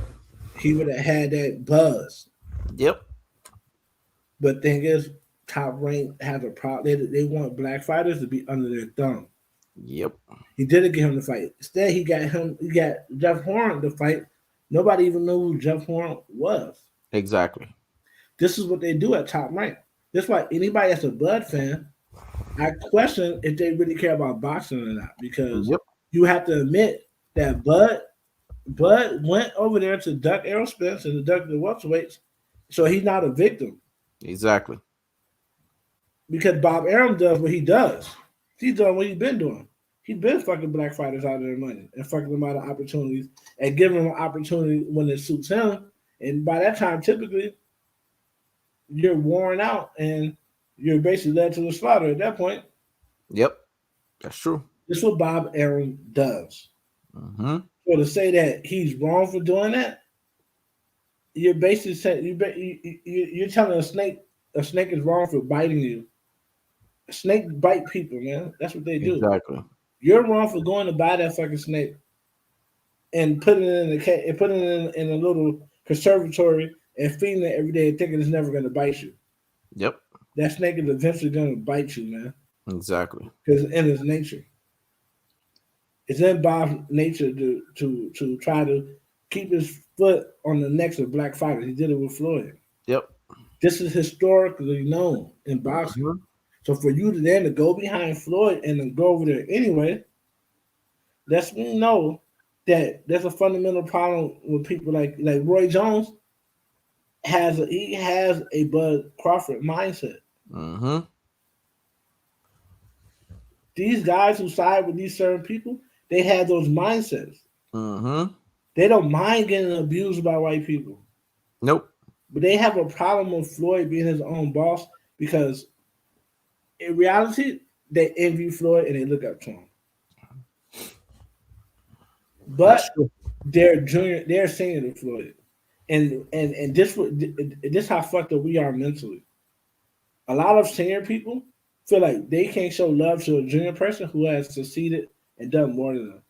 I got Exactly. a great uncle who's like this. I'm about to retire from the military. He didn't retire, and he Mhm. didn't make the rank that I made. So instead of saying he's proud of me, he always says what he could have did if he would have stayed Yep. and blase blase. He can't show me the respect and the love that he wants to because he feels like he's older than me. Yep. Which is A lot fucked of up. It's backwards. a lot of these black men still had that slave mentality where they divided us up in several different ways. Age, sex, right? Strength, Mhm. um, skin tone, Mhm. and we still work that way to this day. A lot of black dudes in Boston just want to be, they want to be house slaves, man, Facts. and they feel they in the house, so they're a different level because they in the house. Being a top rank is you're in the house, right? You Yep. know, I'm associated with Bob. Bob is he's the most well known promoter, but you're associated with him. Yeah, you're getting all these pound for pound slots, but you're not getting no pound for pound money. Exactly. And you're not getting pound for pound fights. Yep. And so you're looking and you are overhyped. Exactly. Because if you were pound for pound, people be fight. They'll be buying your fights. If you were Exactly. pound for pound, you'll be people be you'll have the respect of a pound for pound fighter. Look how Yep. many people really call out Errol Spence. Majority of people call out Errol Spence are the middleweights, man, because they think they got some type of advantage. People at Exactly. 157 don't call out Errol Spence Jr. Mhm. They don't do that, man, Yep. until they pass their prime and now they need a payday. Yep. Dan, um, Danny Garcia, Porter, Thurman. They wasn't calling out Errol Spence. Mm-mm. So Errol Spence became that guy. Yep. Everybody calls out Crawford. Nobody believes Crawford is that guy. Mm-mm. Gary Russell Jr. said he'll go up there and crack his jaw. That pound for pound list, that's bullshit. If the list don't make sense, well, people. Well, I keep telling Mhm. people is my list is more valid than Ring Magazine, than ESPN. Yep. My list is more valid than them. What the fuck do they know that I don't know? Exactly. Why did they list don't make no sense? So you can't tell me their list is more valuable than mine. Exactly. The problem is most people believe that they attribute value to whatever's popular. So you could say something, I could say something, it don't mean Mhm. nothing until Jay-Z say it. Yep. It's the same shit you've been saying. Same shit Exactly. you've been saying. It don't mean anything till Jay-Z say it. Exactly. That's because most people ain't shit with followers, man, beta Yep. males. Yep. They don't accept the truth for the truth. The truth has to be spoken by somebody who they adore and who they look up to. Exactly. That's the problem. Terrence Bud Crawford didn't see any value in working with his own people. He went the top rank for the protection Hmm. of Bob, because Bob can't do nothing. He can protect you from fights you don't want to have, right? Yep. But then he didn't realize this. Bob is he's a cutthroat businessman. Yeah, I'm protecting you from these fights, but then I'm gonna use that against you when it's time for me to pay you. Now I'm only gonna give you a $2 million. Bud is a former undisputed fighter, only getting paid $2 to $3 million a fight. Hmm. You went to him for protection. He protected you, and now he's taxing you because you Exactly. ain't fought nobody. Exactly. He's really not wrong. Yep. Bob really not wrong. You Mm-mm. should never took your ass over there. Exactly. He's just doing Everybody business. like Bob Aaron was doing Bud Crawford so wrong. No, Bud knew what he was doing. Mm-hmm. Bud didn't want to fight these guys, man. He took his ass over there, and now look, now he got to fight him anyway. Now, Exactly. now he got to fight Errol Spence anyway. He thought Errol Spence Anyway. was going to be gone. Errol Yep. Spence, that car crash is why Errol Spence is still here. Errol Spence is still here. And now he got to deal with Errol Spence. Mm-hmm. Ain't no, he can't knock Errol Spence out. Ain't nothing he can do. And So that's true. you Because feel me? without that car crash, Spence would have already been at 154 eating. Spence has been gone already. Yeah. And it's interesting you said that, because for Bomac to say that, and touching on J.R. Johnson's point, because I know you're going to have a second comment on that, because this is funny, because these are things me and Ross have said for years. And for Bomac to reveal how emotional him and Bud team were, and they chose emotions over the business of boxing. Why do you guys think that I've always said out of my mouth, for an unmitigated gall and audacity, that Bomac and Terrence Crawford are Negroes that can't count their fucking money? They're Negroes that's missing a few screws. Where do you think that terminology was coming from? It was off of the strength of them being emotional. Because why would you sign with the Jerry Heller of boxing? Right. Why would you lead in the situation? Come on. This is Terrence Bud Crawford. Think of your future. You have Al Heyman, a guy that could basically take you where you're at and turn your $3.5 million that you were making every year, which you've been lowballed because you were undisputed at 140, and make that times 4. That's what you would have been making PBC. You'd have been making at least minimum 4 times that every fight. Al Heyman would have ensured that you got that. But no, you want to take your ass over there. And here's the funny thing about it. You're not walking away with 3.5. After IRS take their 33, Bob take his cut, you walking away probably $1.25 million every fight. That's not good money. That's why you have somebody like Javante Tank Davis that's laughing at you.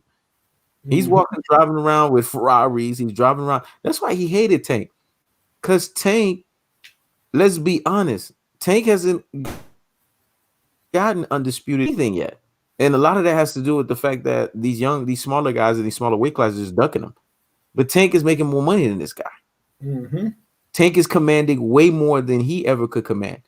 And this is why Terrence Crawford always had something slide to the mouth to say about Tank, because he was hating the fact that how did this guy that came behind me is able to surpass me and usurp me financially?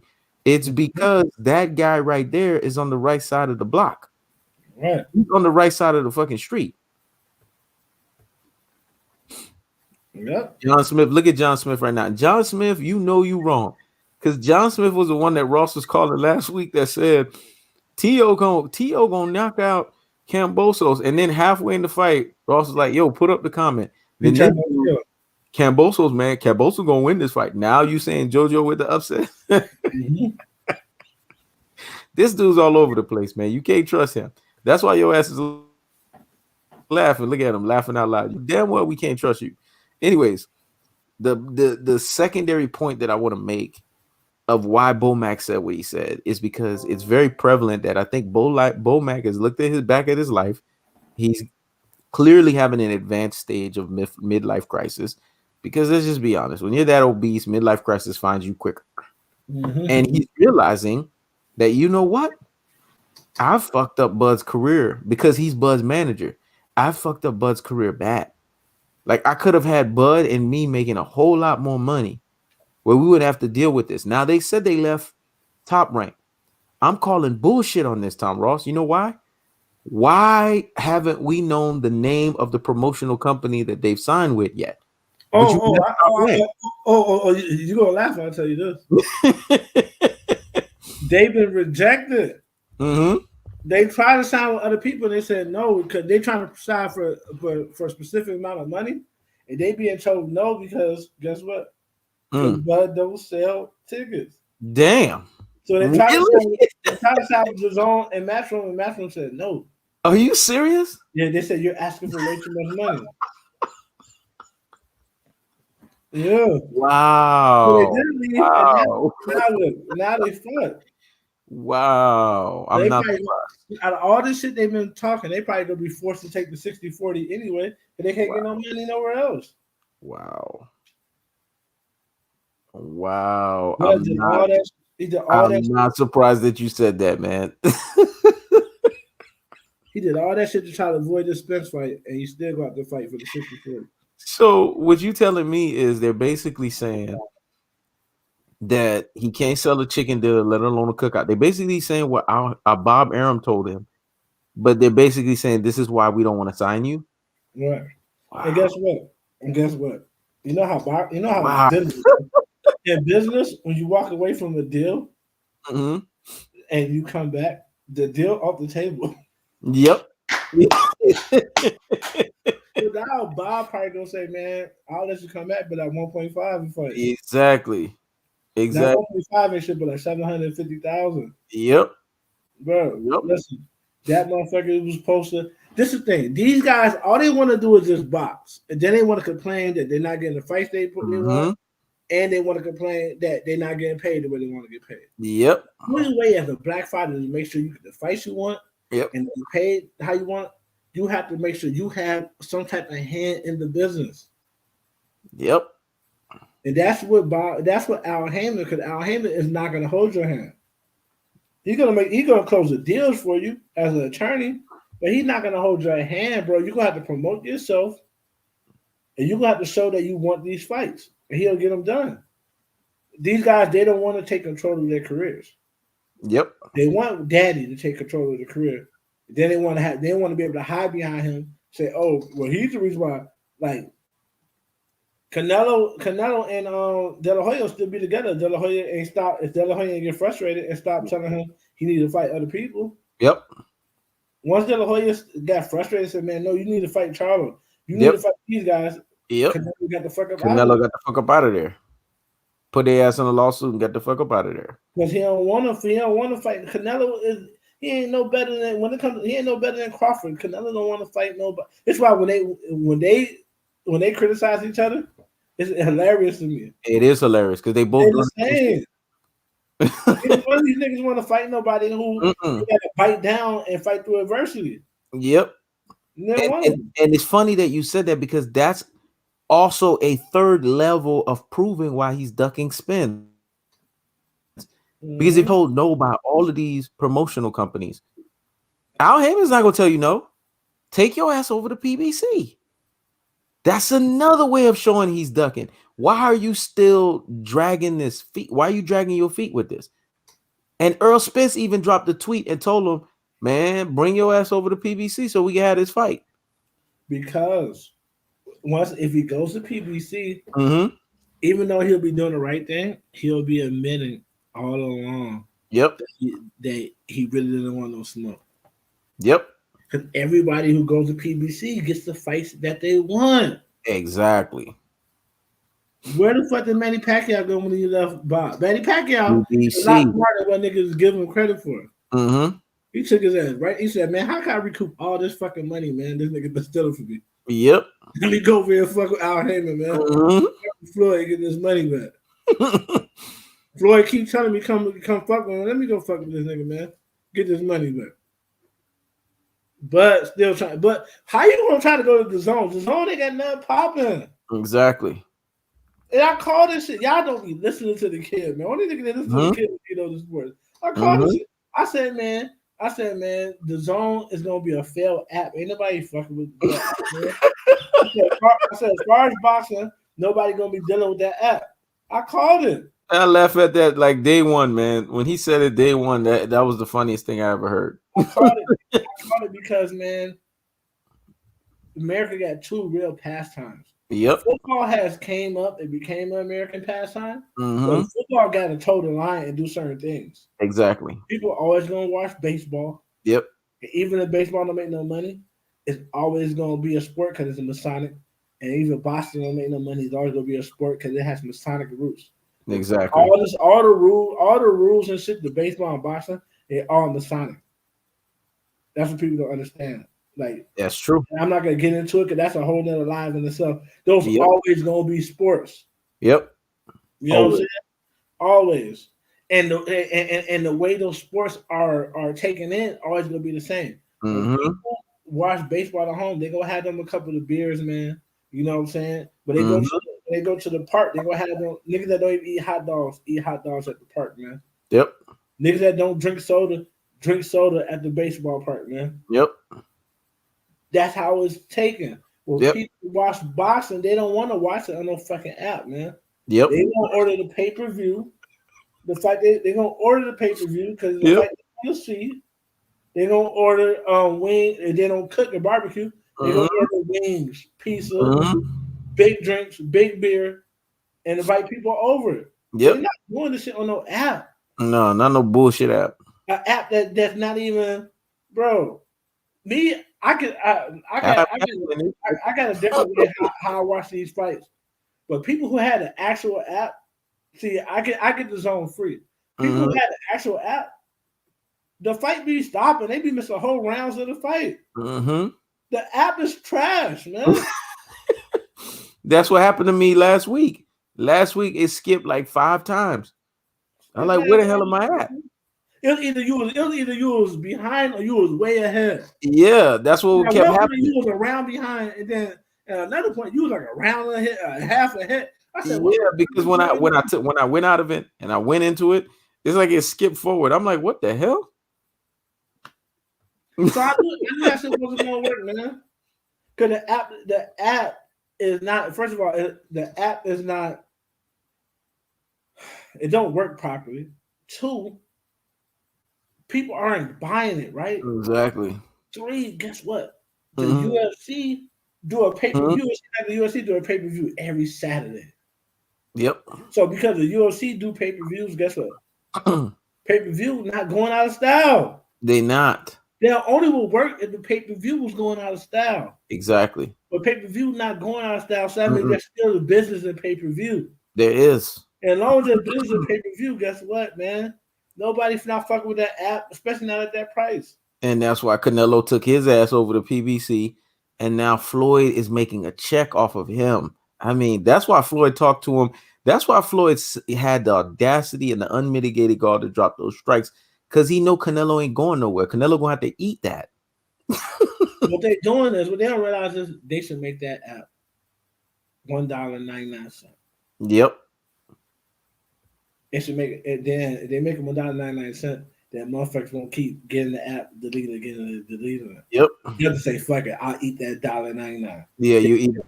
Then you get maybe 3, 4, 5 doing that. Then you get money. But other than that, at that price, bro, niggas, the people keep getting the trial and they keep deleting that motherfucker. Yep, that's what will happen. You know what I'm saying? Because that shit is weak. And then they weren't even making no real fights. The only way that app was going to take off at a phenomenal rate, they would have had to get certain fighters. Exactly. And the fighters would have to fight each other. But Canelo was supposedly a cash cow, right? Canelo's supposed to be the cash cow to save the app and bring the app out, and then the app fails upon his watch. Because Canelo is the reason why that app failed. And that's the thing. Nobody's talking about this. Canelo, if he would have win, lose, or draw, Canelo, those fights he had, if he would have fought Andre, Carlo, Triple G, Danny Benavidez. He would have fought all those guys back to back. That would have helped that fucking app. That would have built that app. Yep. But he took all these fights. Nobody wanted to see, bro. Nah. Nobody wanted to see them shits. They put their money in the wrong motherfucker. Yep. The crazy thing about it is Floyd, if Floyd in his prime would have made that, app something niggas would have been watching. Facts, big spell one. Canelo robbed the bank with them, boy. Canelo made all that money. The zone realized they got rapage by Canelo, and then they severed the tie. That's exactly what happened. Let's just be honest. And just how fake a lot of it's Mexican American fans, because Mexican fans, they ain't fucking with Canelo. Mexican American fans are so fake because if anybody else would have did that, if a black fighter would have did that, they would say he was a coward. Exactly. When Canelo did it, they said Canelo's a smart businessman. He cheated about $300 million. Exactly. They proud of that shit. Like, Canelo went out like a hoe. He went over there and didn't fight nobody, man. And that's why I'm laughing, because Mayweather is basically calling him a fraud. Yeah. On TV in front of microphones. And Canelo cannot leave. That's why I was laughing at the Raging Babe when she sat there and said, It'll be funny if Canelo would be petty. Of course, a woman would say some shit like that. She's supposed to say shit like that. Canelo would be petty and leave to go to the zone. Why would he go right back to the place that he failed? First of all, the price that he got ain't the price he gonna come back to. Number one, they already know that he don't move no tickets like that. Exactly. Number two, he not gonna do that with this paycheck he just got, man. Yep. Canelo with is that back locked end in. money. Shit. Canelo is locked in, which I don't realize that even the Mexican fans who might be on here watching on the low and not speaking, the guy y'all trying to protect eventually gonna have to fight people. Exactly. The money too good, man. And that's why Floyd is laughing, because Floyd knows the Charlo fights are coming. They coming. The Vides fights are. That's why Floyd is dish ragging him, dog. Because when he does get exposed, Floyd's gonna be right there to not only make the money off of him, but enjoy the feast of the spoils. And gonna say that's the motherfucker, just like with Loma, because Floyd came out after Loma got beat by Teofimo. Floyd always gonna come out and you gonna say that's the motherfucker y'all compare me with. Fuck out of here. Perfectly timed. Just like Manny Pacquiao. When Manny Pacquiao got beat up by your Dennis Ugas, Floyd was just laughing. There was just a video where Floyd was just laughing the whole time. He didn't even say nothing. He was just laughing. Perfectly timed jab. You see, that's the thing. You know who else was the key? What is the king of that? Michael Jordan, man. Yep. Because what people don't realize is a lot of shit that they say Michael Jordan said that offended them. They gotta blame the reporters. Yep. He grabbing on mics and writing no books to put this shit out. They asking him. Yep. They say, "How you feel?" Michael Jordan, he said, "Man, LeBron's still playing basketball." He said, "Man, it's about Zion right now." Yep. He wouldn't have said that shit just to be saying it. Michael Jordan is Michael Jordan. He can start up on YouTube if you want. Yep. And do at least 100,000 views every time he decides. He ain't doing that shit. He ain't trying to be seen or heard. They asking him and he telling them, like, so people mad at Floyd for telling him the truth. Yep. They should never ask him. Yep. They asked him that. He's like, man, listen, man, with all due respect, I feel like he ducking Benavidez. Ain't that what everybody's saying? Yep. That's facts, dog. Floyd did say that, Aaron Jones. Black community fan bases cringe when Floyd said, when you doing business with PBC, you doing business with Floyd Mayweather. Watch, it won't be long until they messing with Spence next. Man, they already messing with Spence. Or Aaron Jones, you late to the party, baby boy. Yeah, they already messing with Spence, though. They already messing with Spence, man. Begging for Bud. They already messing with Spence because they begging for Bud interviews, man. Come on, bro. And talking about Jerome Boots Ennis. Come on, man. You already late to the party with that one. When Spence had his car accident, the people who drove the negative narratives was the black box community. Yep. You gotta understand is one thing about this: when something come on TV, it's something for about an hour. Well, make it something for a week, a month, 2 months, 3 months. It's black people, man. Exactly. We make shit be the style. We make shit trend. We make shit be talked about for the whole year. With our memes and the way we talk about shit and the videos and how we put shit together. If that was a white boy who had an accident, that shit would have been hot for a couple of days. It would have been over. We the ones that made that shit hot for 6-7 months. We did that to Errol Spence.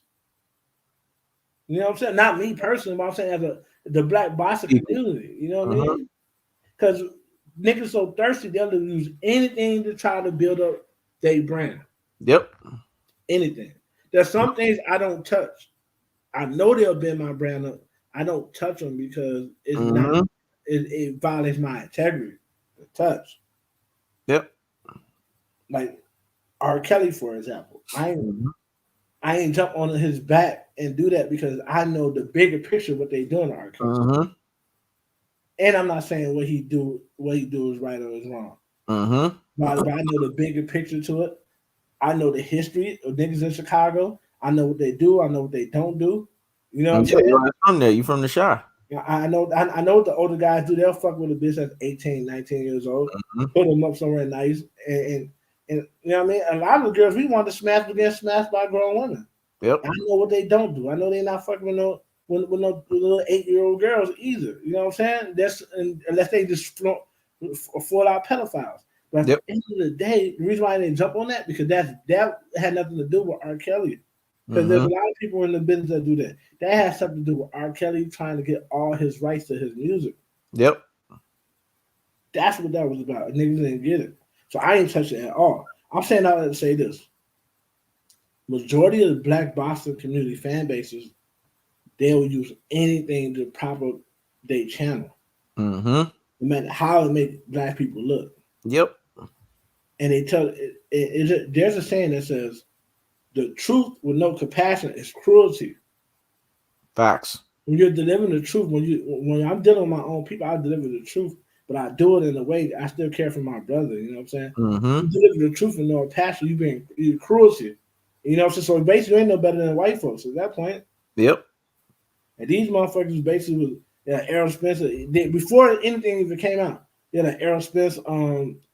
He was drinking, he was driving. They'll say all this shit. They had no clue of what had happened. Exactly. They didn't. Still to this day, they don't even know Errol Spencer was driving the car himself. They don't know that. Mm-hmm. They don't know that, man. Yep.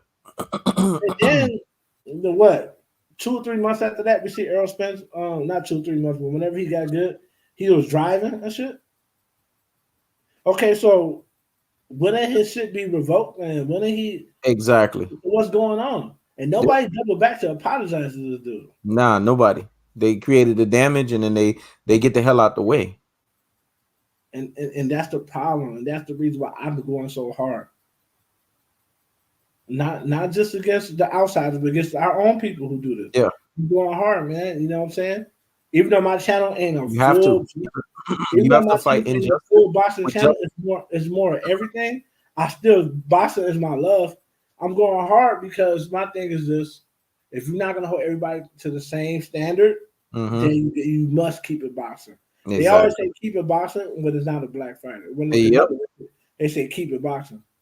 But with Errol Spence, they want to talk about his whole life and what he's doing, or because he have a drink and he get drunk.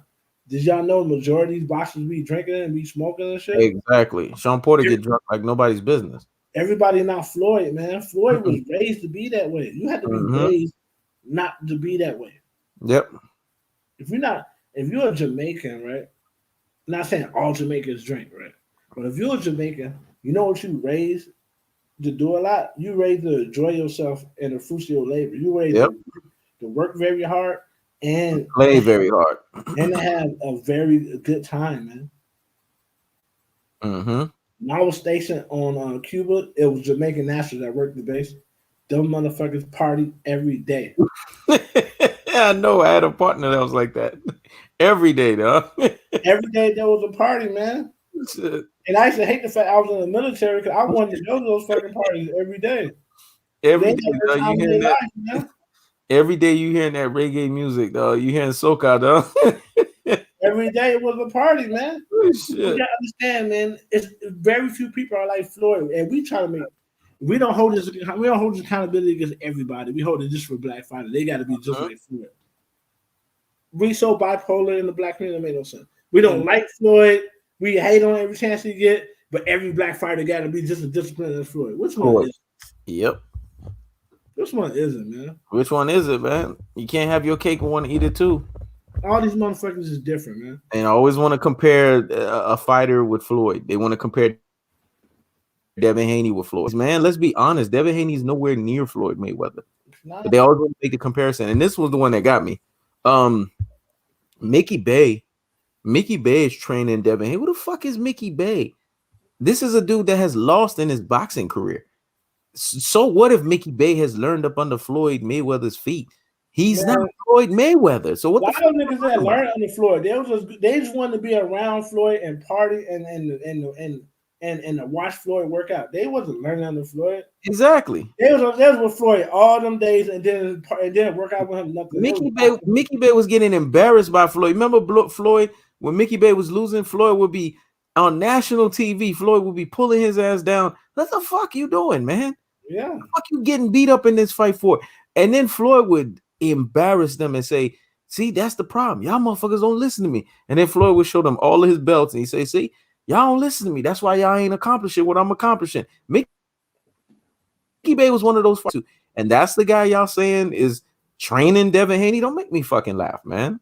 Mickey Bay and Ishe Smith are some of the dudes that they need to take their Twitter from them, man. Exactly. Ishe Smith, man. Yep, Tomross TV. This is what kills me. They hate Floyd, but they compare their favorite fighter to him. Exactly. You gotta understand when they do that. When it's not about their opinions of it's the facts that they speak about. When they say, I don't like Floyd. Floyd paid for pussy. Floyd, he can't read. But then whenever they say somebody great, they say like Floyd.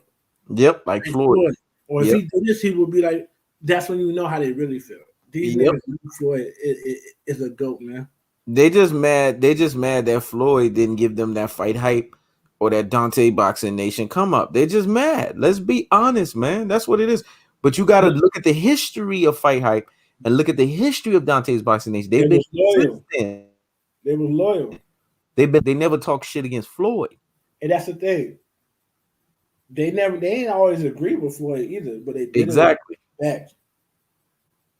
These guys haven't learned how to disagree with respect. Respect. And then they come back and they do it in trying to get. They do it in a way to where. Let's be honest, Ross. They do it in a very feminized way. And he knows you said it best. You said they do it in a very provocative way. They do it in a way to they try to elicit a response, a viral response. Yep. They didn't get double back and act like they were doing their due diligence as journalists. No, if you're doing your due diligence as journalists, first of all, you have to go to the source. Yep. Get all your information from that source. Get all your information from the opposing source. Make an article that brings up both sides if you real journalists. Because a journalist is not going to be biased or either or. Yep. But let's be honest.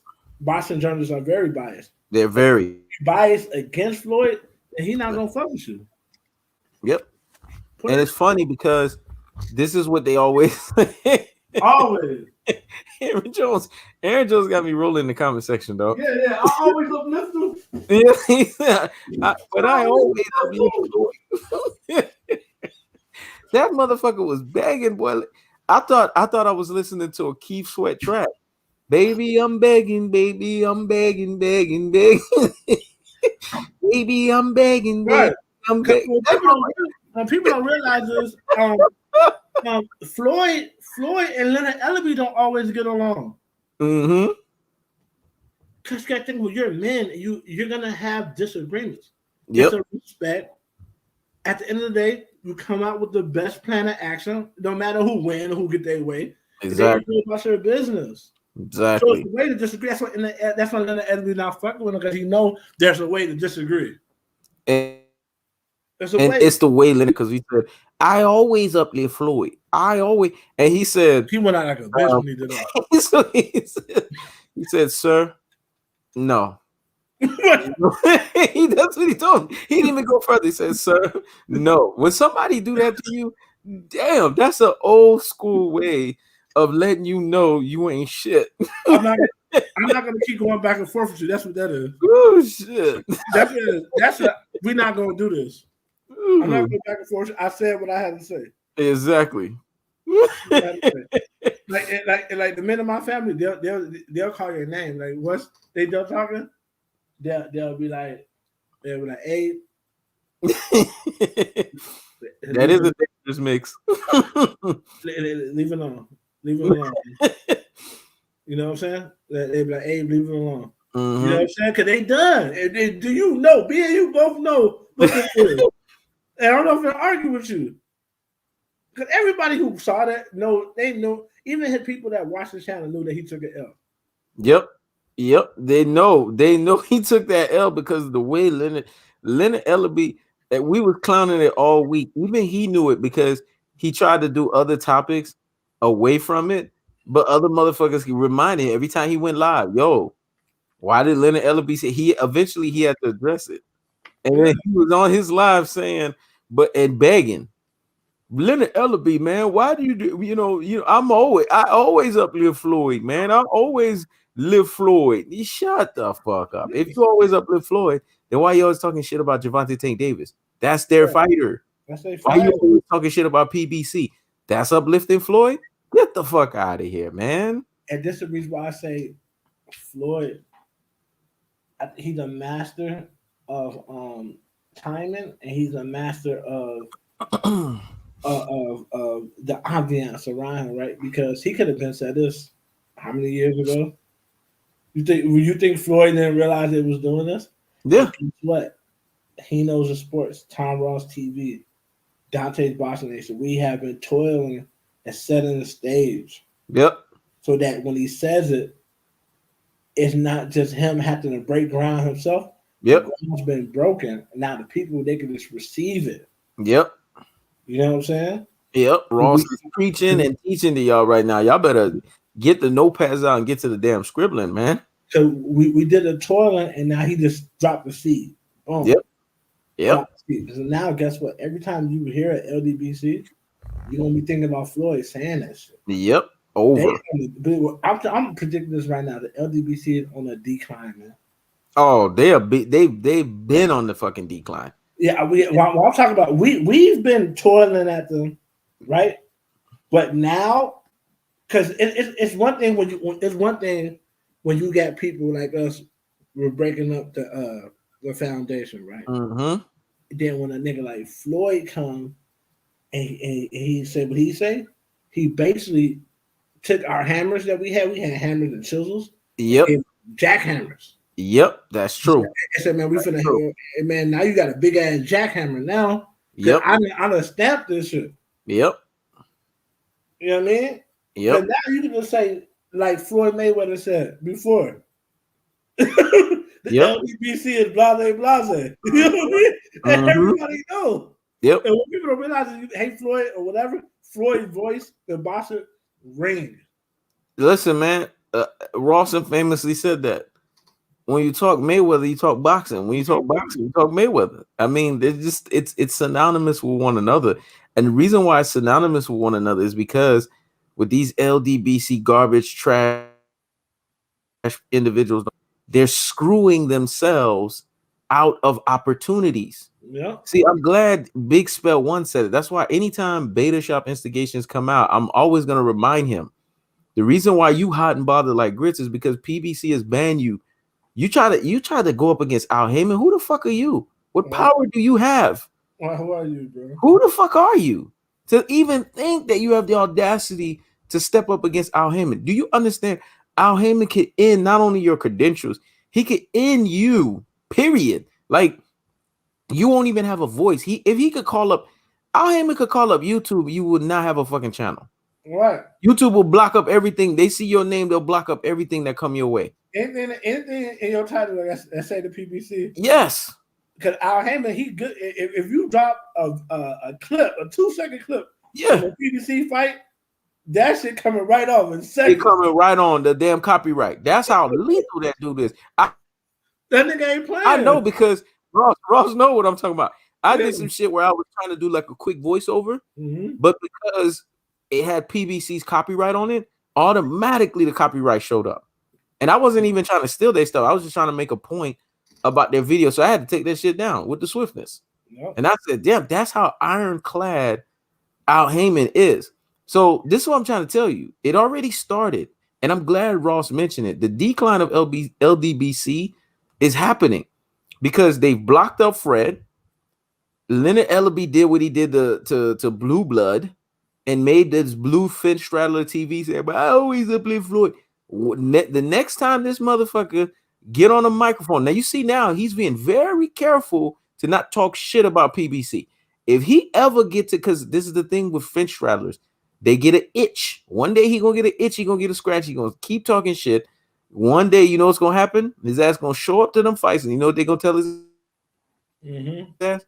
Credentials to come up in here, and he's gonna be shaking his head. But I flew all the way. We don't care, sir.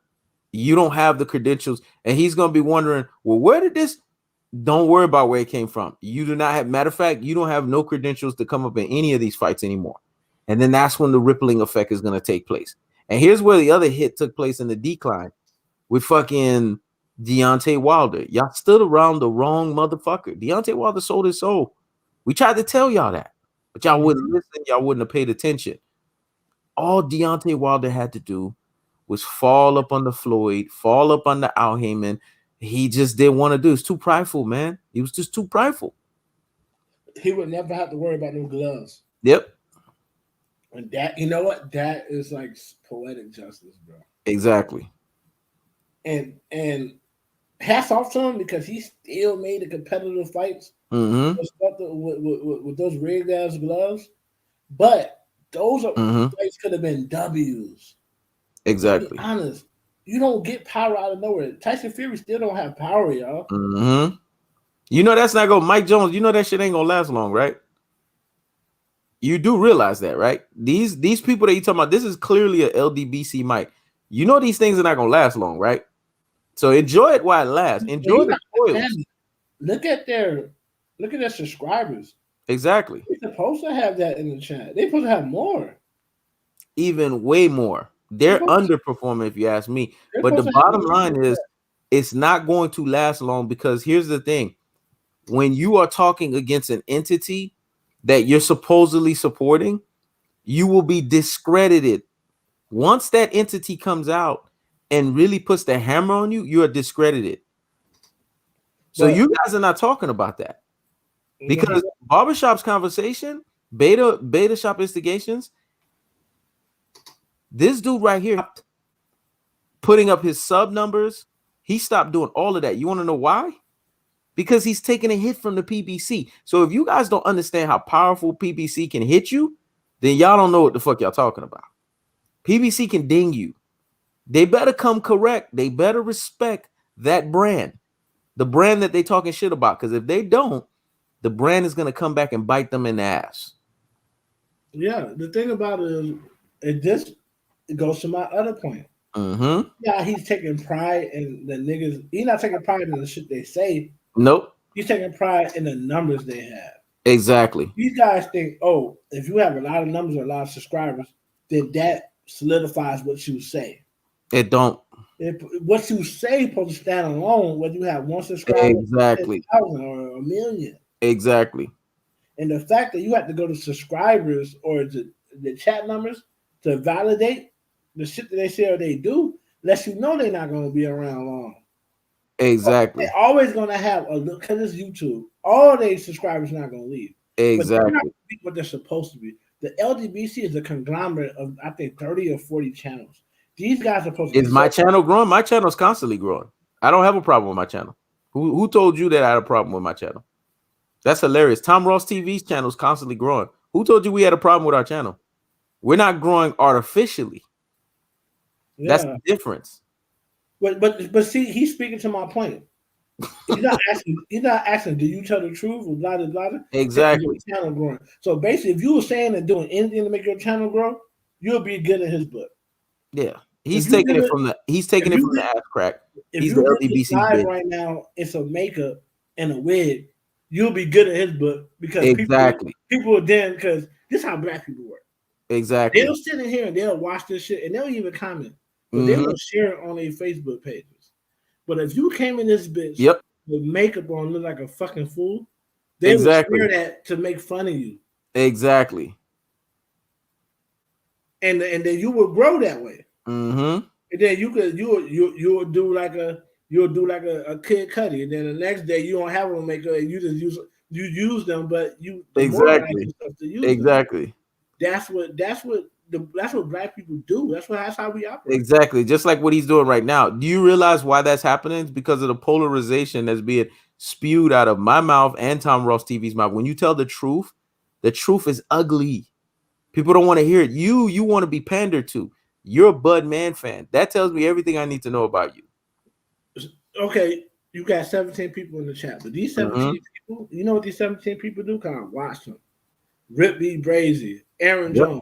Yep. All these guys, you know what they do? They destroy these other platforms with truth. Exactly. With truth. With shit that they seen on our channels. You see? It's timely, Ross. Timely. Only soldiers here. You know what I'm saying? So these 17 people, they have the power of 100 people. Exactly. Because how they keep the truth cut through. Yep. So when you say you got somebody at Blue Blood going through they comments, everybody saying the same thing because all y'all followers, right? Yep. Then you got one motherfucker saying, "Man, you got checked by letting Ella be like you was looking like a bitch ass nigga." You know what I'm saying? That that comment is bigger than all the other comments. And Yep. typically that comment came from people who fuck with me and he Yep. knows the sports. Yep. Yep. That's what this idiot don't realize. He doesn't realize how much we influence YouTube in general. And this is the thing, Ross. This is what T20 said. And this right here, Ross gets all the credit in the world. I mess with Champ too, but he has to watch the direction he's going into. You want to know why he has to watch the direction? Is because Tom lighting everybody about the wayward direction that his ass has been going into. And Ross is gonna be always there to be that dude to keep him in fucking line when he gets out of fucking line. Because man, my thing is I'd rather people be I actually have more respect for showbiz than I got for a lot of these guys who There you go. Hold on, Ross. There you go. You see, I told you, Bud Man fan. You're Earl fanboy. That's what made me less interested in your channel. You don't give Bud his props. Your bias will be your downfall. Bias to what? The truth? His nickname is called The Truth. I tell nothing but the fucking truth. So because you want us to lie that Bud is not supposedly smoking mirrors, when in actuality he is smoking mirrors, you're the one that's deluded. Bud has sat here and left Top Rank, and he is basically looking for all of these suitors. Why hasn't he gone to people? He's ducking Earl Spence. I mean, you Budman fans, man. Y'all make me laugh. Now we know your true colors. Go ahead, Ross. He said you don't give Bud credit. At 147, what has Bud really done to get more credit than he's gotten? Exactly. What has he really done? Let's be honest, man. Exactly. Spence run 147. Why would we give Bud more credit than Spence? Exactly. 147. The fact that if you just look at the pound for pound list, it don't make no sense. They got Bud 1 or 2, depending on who make the list. Then they got Spence, the number 1 welterweight. How you number 1 pound for pound? You number 1 in your weight class. The shit don't make no sense. Y'all want us to give Bud undue credit. And that's the problem. That's the problem. No, but here's the thing, Ross. He's not telling you. See, this is why I'm laughing at guys like this. You're not sitting here and telling me that Raymundo, be honest with yourself, it was Raymundo Beltran a worthy opponent. Was Victor Postal a worthy opponent? Was Hank Lundy a worthy opponent? Was Juan Molina a worthy opponent? When we start naming the names that Bud has beaten, it's laughable. It's laughable because if Spence fights these guys, he kills all of them. So please tell me, enlighten me. And when he fought Curious Gamboa, I'm gonna tell you something, Ross. You're gonna be like, oh shit, that's why Gamboa didn't beat him. Do you know that Gamboa was going through a domestic violence dispute when he fought Bud? Bud and them timely picked Gamboa right before he was going through a domesticated situation. Right. He still dropped them in that fight. He still hurt. Yeah, Bud looking like he was fucking retarded, man. If you look at Bud's face when he got hit, Bud looked like he had Down syndrome, man. Yep. That nigga look bad, man. Now imagine if Gamboa was fully focused. Rick B. Brady said, Canelo fans and LeBron fans, is it me or are they slow? Can't comprehend the truth when they're delusional. Facts. And it goes to let you know. And I always go back to grammar school. I remember in grammar school, there was always like one day after week or every 2 weeks where there was a class where you ain't do no work. They made you watch Disney movies the whole time, bro. You just sat in there, you just watched Disney, bro, whether it been Fantasia or The Lion King or whether it been or Snow White. And that fucked people mental, bro. Ross, I want you to hold that and then enlighten this. This is what this motherfucker just said. I'm willing to take my lick on the chin if Earl loses to Bud. Are y'all? That's the difference between a fan a fanboy, but look what he. What is he talking about? But y'all don't like dark skinned fighters. Are you really? Do you even watch our platform? Ain't Floyd Mayweather Jr. dark skinned? What the fuck? Exactly. What the fuck are you talking about?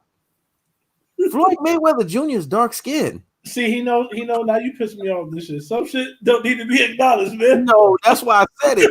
I wanted you to get riled up by this bullshit, man. You know, I'm talking about some real shit. You made me interrupt for this goofy shit. Yes, this goofy ass motherfucker, man. Go ahead, Ross. You know, like dark skinned fighters. Do I look yellow skinned to you, motherfucker? Like, what are you talking about? So they'll put us in these classrooms and have us watch these movies where the improbable happen all the time. Mm-hmm. Where the impossible happen all the time. You know what I'm saying? They basically grooming you to be delusional, to hope for the worst case scenario to happen all the time, man. Facts. To not want to go to the facts. The facts is dogs don't fucking talk. And no movie supposed to have a dog talking. Exactly. But in these movies, everything that's not supposed to happen happens. Mm-hmm. And everything that's supposed to happen don't happen. And some of you look at that mind state in the world now, man. Exactly. You want us to give Bud credit. Yep. I'm fine with giving Bud credit. So do something to deserve credit. There you go. Stop being smoke and fucking mirrors. And you want to know my issue with Deontay Wilder? He listens to idiots like you when he should be listening to Floyd and Al Heyman. Deontay Wilder told his soul. First of all, I don't hate on Wilder. I'm still a Wilder fan. I'm being honest. Wilder, in reality, Wilder team lost more so than he lost. Yep. There's fights where Floyd could have lost if he didn't have no strong team. They put him in. You want to know why a nigga who got a chin like AB got a chin. You want to know why AB was getting hurt like that against Maidana? First of all, he came up 2 weight classes. One of you supposed to fight Maidana. Maidana's too tough to fight. He come up 2 different weight classes. Then he fought Maidana with those fucking gloves, man. Exactly. That had happened to fucking Floyd Mayweather Jr.? No. Nope. AB had already lost that fight before it began. And he was too. He just wanted to do. He wanted to try to. He was trying to put the cart before the horse. He wanted to be able to say he did something Floyd didn't do. He wanted to fight somebody super big like Floyd fought him. Didn't realize Floyd is different than him. Exactly. And even Floyd wanted to go in that fight with those gloves that Maidana was fighting with. Maidana was fighting AB with gloves that pretty much his fist was showing, man. Yep. Y'all don't realize that that's what happened to Deontay Wilder. Deontay Wilder just thought my power is gonna suffice. I could get by. It don't matter. I could give him all the benefit of the doubt. I could give him whatever he wants. He was looking at the paycheck and not looking at himself. Deontay Wilder was the draw. He's supposed to get everything he wanted. Exactly. Deontay Wilder, and that's the problem. Y'all think when you hold somebody accountable, that is hate. Yep. That's the problem. We have got on Tank. We have even got on Errol Spence. Yep. We have got on Floyd. Yep. So we don't tear our brothers down. When we say what the fuck we got to say, and it's over with. And it's over with. But we got on Deontay Wilder. Well, you think niggas got love for Deontay Wilder? Yep. But y'all sitting there sucking up the ball sacks. We don't do shit like that over here. Yeah, we don't call a spade a spade. Exactly. I still don't think Tyson Fury is a better warrior. I think he's more skillful, but I think Deontay Wilder's athleticism and power is still better than his skill. Exactly. But he got outsmarted by Tyson Fury, and I have a problem with that. And he keeps saying Tank has never fought. Do you know why Tank has never fought a black fighter? It has nothing to do with Tank. That has everything to do with the black fighter either overestimating, like Tevin Farmar was overestimating himself. They didn't want and he ended up ducking Gervonta Tank Davis.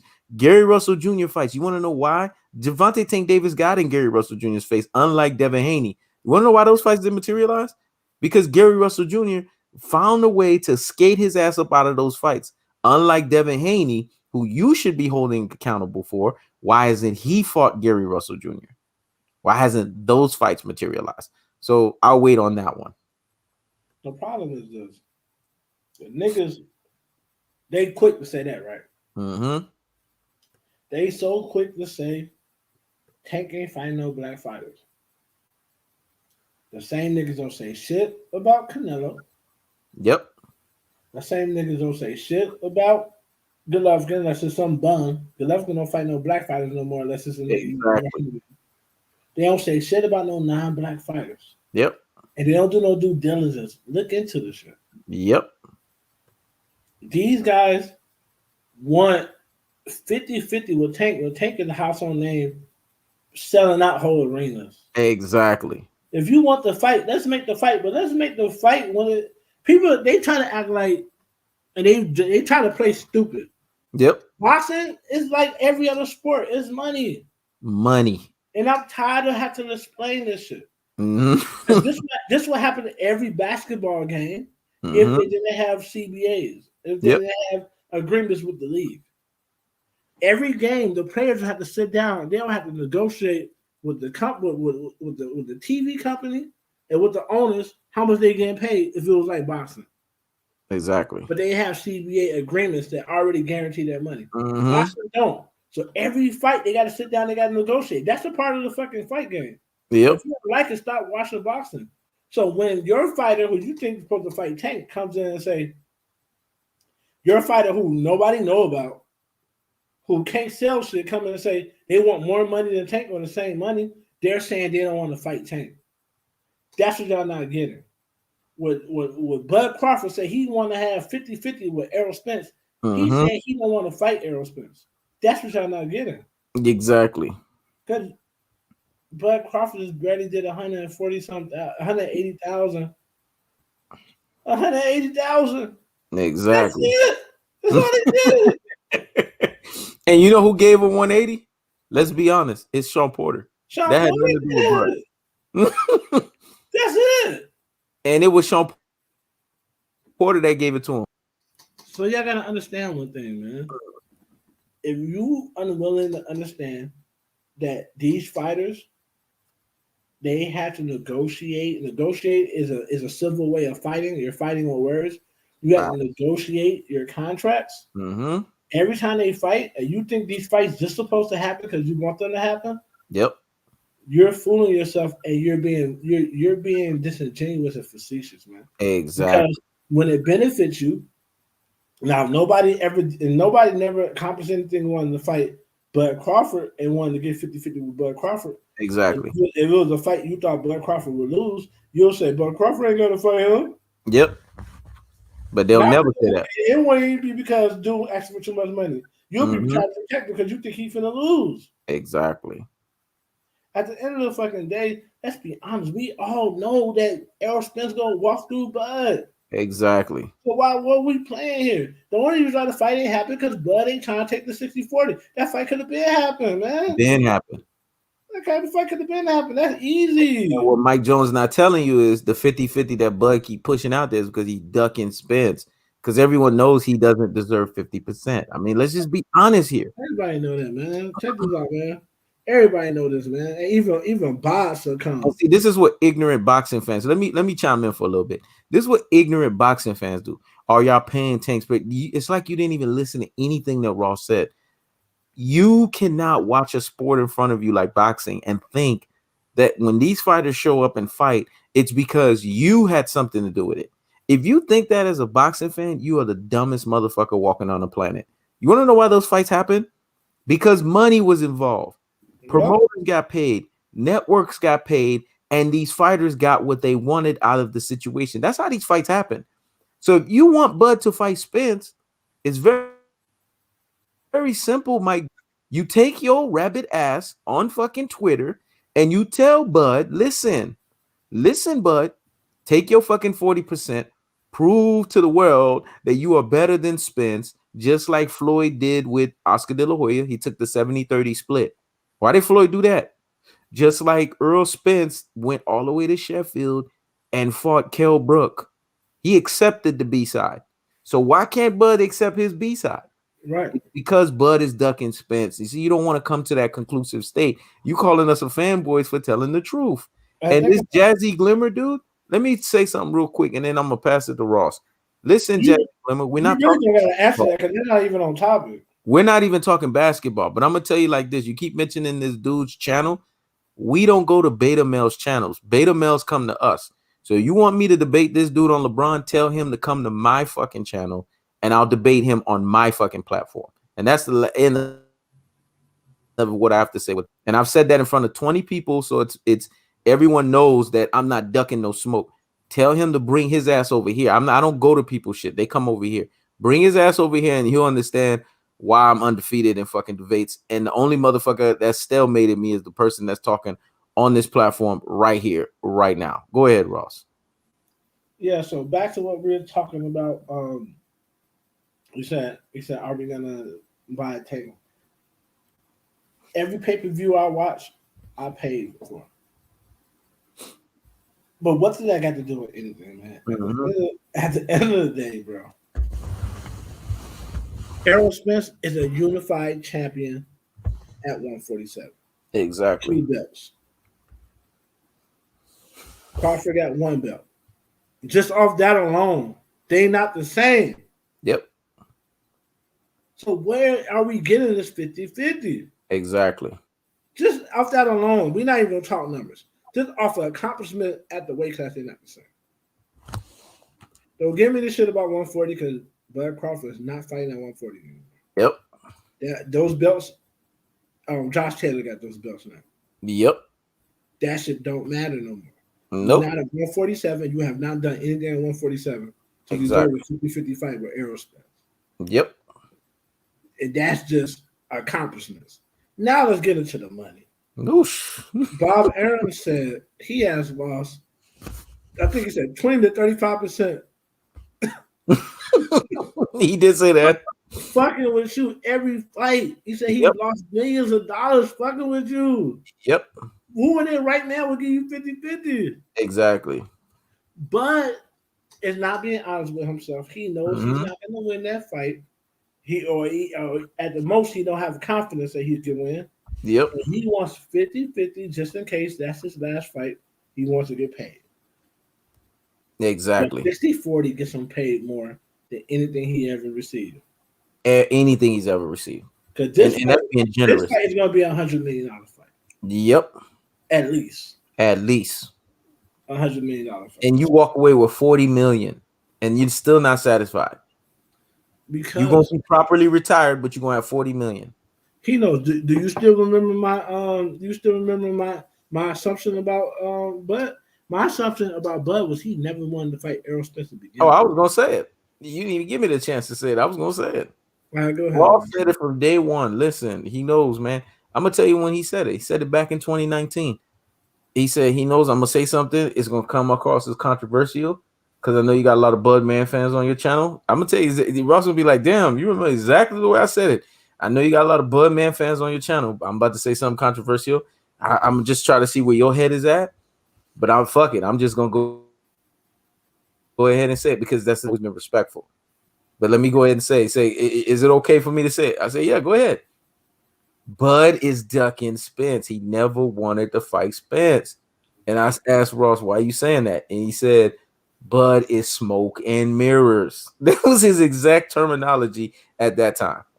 Think about it. Everybody who Bud wanted to fight, it was never no delay. Yep. It was never no delay. He didn't want to fight Sean Porter. So, man, they went through hell trying to get this fight with Sean Porter, man. Yep.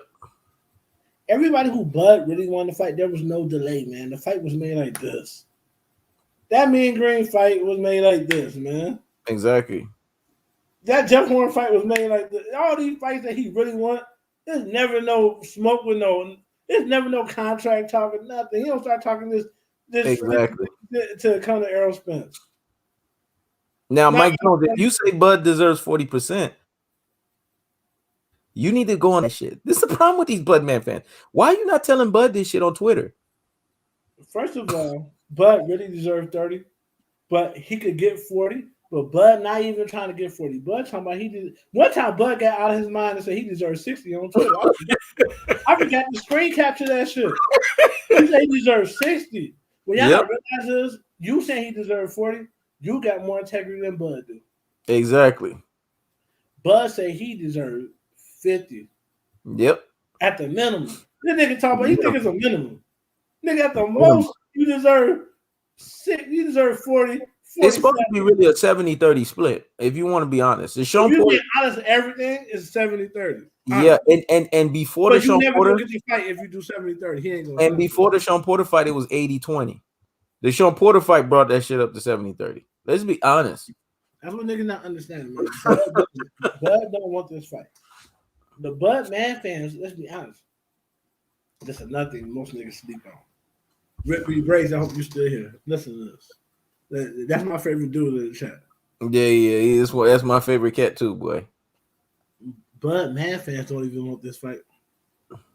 They don't want this fight, bro. They are behind. They are what Heknows says. They are always barking behind the fence. They don't want that fence to come open, man. Yep.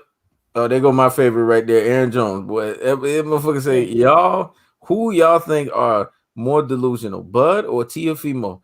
I say Bud because Crawford really deserves 80-20. LOL. You know what? It's Bud because Teofimo is more delusional than his fans is. Exactly. It's Bud. Bud knows the good damn well he ain't with Spence. He ain't delusional. Exactly. His fan base is. Yep. But the real niggas in his fan base, the real people who know boxing in his fan base, they aren't Bud fans. They're Errol Spence haters. They exactly. And it's niggas who swear. I was just about to say, you know, I was gonna say that was up in the air, Ross, because Teofimo Lopez fans are actually Teofimo Lopez fans. Yeah. Bud fans are not even Bud fans. That's what's even. They're not even Bud fans. They Errol Spence haters. There's so many niggas who say they Errol Spence fans. When you having a conversation about Errol Spence, all they talk about is Bud. Out of the abundance of the heart, the mouth speaks. Bro. The mouth speaketh. Whenever you speak about the most, that's what you is. That's what you a fan of. Like so, niggas can say they say they Errol Spence fans because when Errol Spence win, they gonna jump on a bandwagon like this. They gonna fly on that bitch like this. They gonna jump on a bandwagon. But they not Spence fans. They Bud fans, but they but you're a Bud fan, you ain't no real alpha. You're a fence straddling nigga. AKA beta. You're a fence straddling nigga. So you hoping Bud win, but you're not gonna this how fucked up it is. These niggas will say they will put the stamp of Errol Spence on them. They'll speak Bud. And they hoping Bud win, but if Bud lose, they gonna talk so much shit about Bud, man. Oh yeah, what is gonna happen when Bud lose? Some niggas gonna say, "Man, I knew Bud was gonna lose. Bud was never like that." Exactly. Then some niggas gonna say, "Man, Spence is just bigger than Bud." Yep. That's what they're gonna do, man. Yep. They gonna jump off the Bud bandwagon like they just did with. If you notice, they've been quiet about Deontay Wilder. So they're not saying nothing about Deontay Wilder, and it's sad because I've never had an issue with Deontay Wilder. My issue with Deontay Wilder is don't be led by beta males. That's it. Be led by Floyd. Be led by Al Heyman. Be led by PBC. That's all I cared about. I saw he started going astray and then being led by his woman. Oh, don't even get me started with that. She's now counting his paycheck and start counting his check. Start counting what he's getting. That just tells me Deontay Wilder is all fucked up in the brain. He's all pink in the fucking brain. The thing about it is he a lot of shit hit him at once, man. That good pussy. That put good pussy everybody want and that money hit him all at once and he don't know what to do, man. Exactly. He don't know what to do. And you know what? Jazzy Glimmer, I'll give you this. He was. That was a long ass count. He was cheated. You know what? He set the stage for him to be cheated. Yep. Because if he was Al Heyman, that don't happen. He got Leonard Ellaby right there looking at everything. That shit wouldn't happen. That shit don't happen. Leonard Ellaby questioning everything, dog. Yeah, that shit don't happen. So I want y'all to go watch the Marcus Maidana. You remember when Leonard Ellaby was looking at Robert Garcia saying, "Hey, what the hell is this?" We ain't fighting with these gloves. I guess the fight won't be off. We ain't fighting with these gloves. The possibility is this. Yes, they did cheat them, but that's what Boston been trying to cheat black fighters forever. Black Exactly. fighters got to realize they got to have a team that's protecting them against boxing. The Nevada State Commission has never caught one fighter cheating. I don't find that strange. Yeah, The Nevada State Commission has never caught one fighter cheating. exactly. Only the teams catch the fighters cheating. Exactly. Come on, man. And see, this is what this clown is doing. Every fighter the LDBC endorsed, y'all are against. I see the agenda. We don't got no fucking agenda. This is the problem with you. What the fuck are you talking about?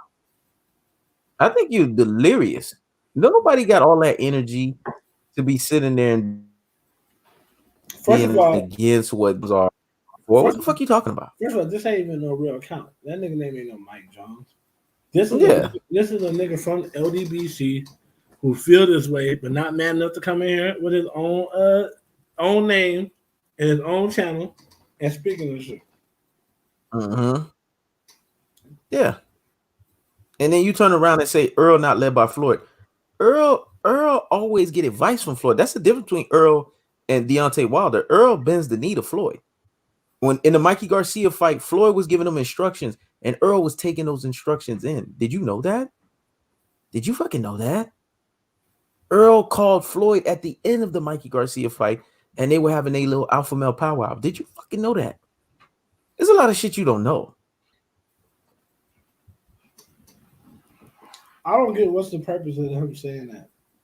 Exactly. Mike Jones, how come you don't diss some of the LDBC members that hate some black fighters? Right, since you care so much. You over here talking about the agenda. No, that's big spell one has been our soldier that's in the chat that's been clowning Mike Jones. He's been getting at Mike Jones. That's his response to Mike Jones. Yeah, I know. No. I'm not talking about him. I'm talking about Mike Jones. Alex, since you care so much, exactly. Why are you not doing that? Exactly. You said talking about we got an agenda.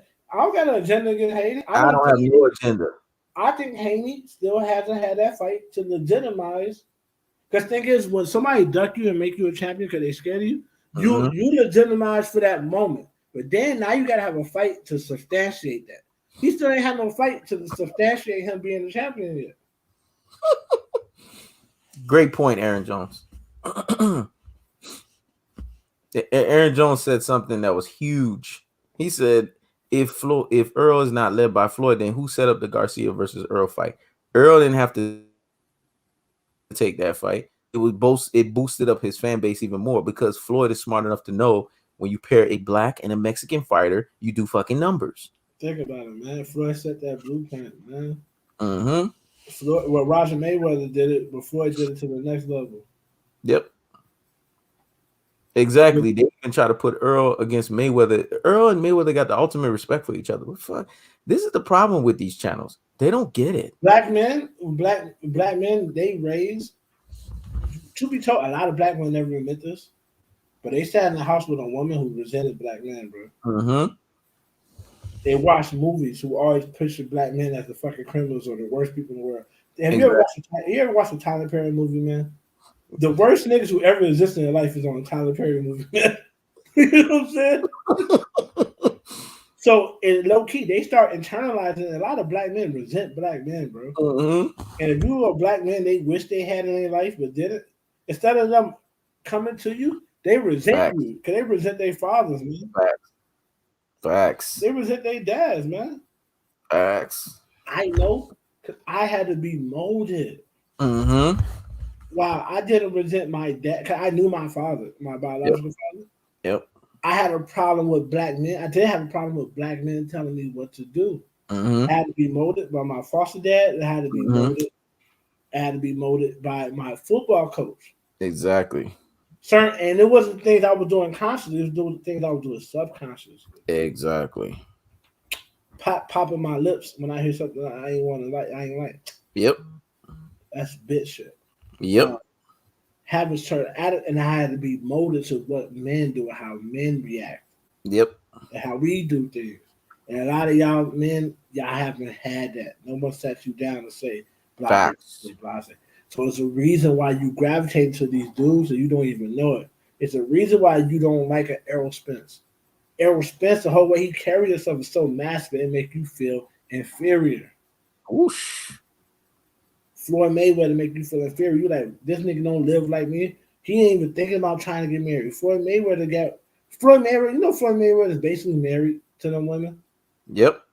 They on contract, man. Just like Yep. your marriage. Your marriage is a contract. So niggas be like Floyd, blah blah blah. Floyd got contract with these women. Yep. Just like your marriage. Your marriage, you got a contract with a woman.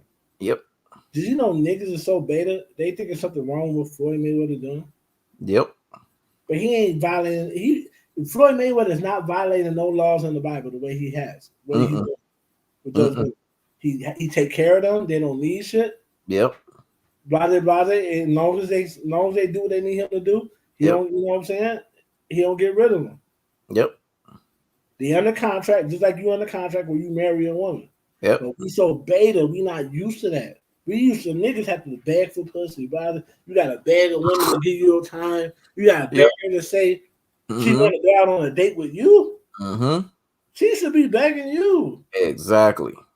And it's just y'all live this way. You despise everybody else who don't got to live that way. Exactly. You know what Errol Spence got? Errol Spence ain't got to beg no woman to do nothing. Exactly. You know they got to beg no woman to do nothing.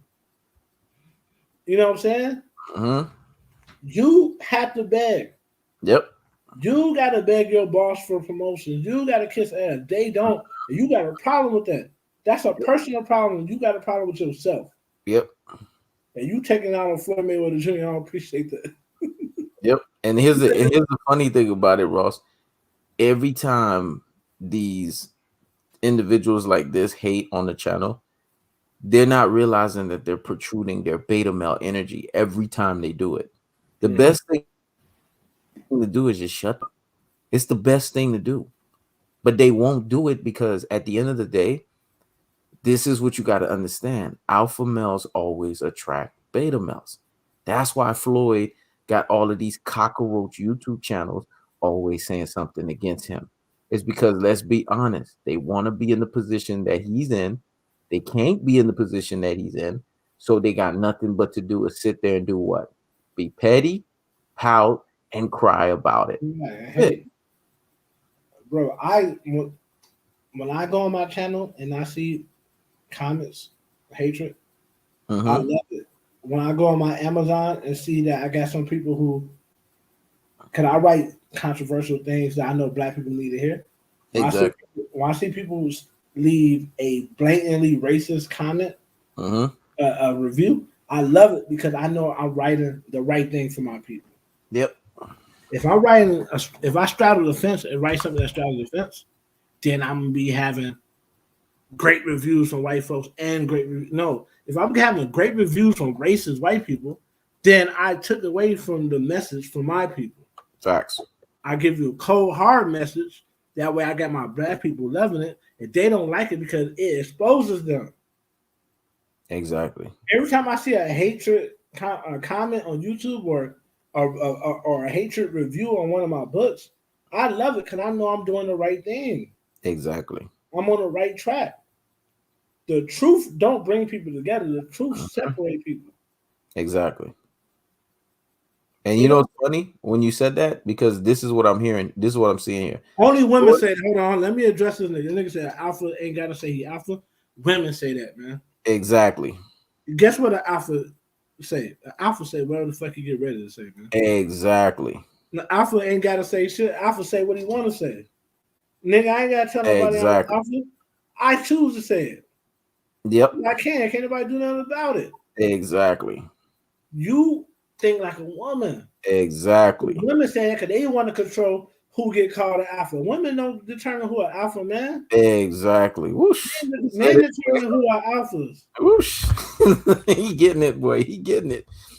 Now that you already said that, Ross, let me say this. This motherfucker said Floyd couldn't even secure Shakur Stevenson. You want to know why? Because those guys made the erroneous decisions. And look at what's going on. Let's talk about Shakur first.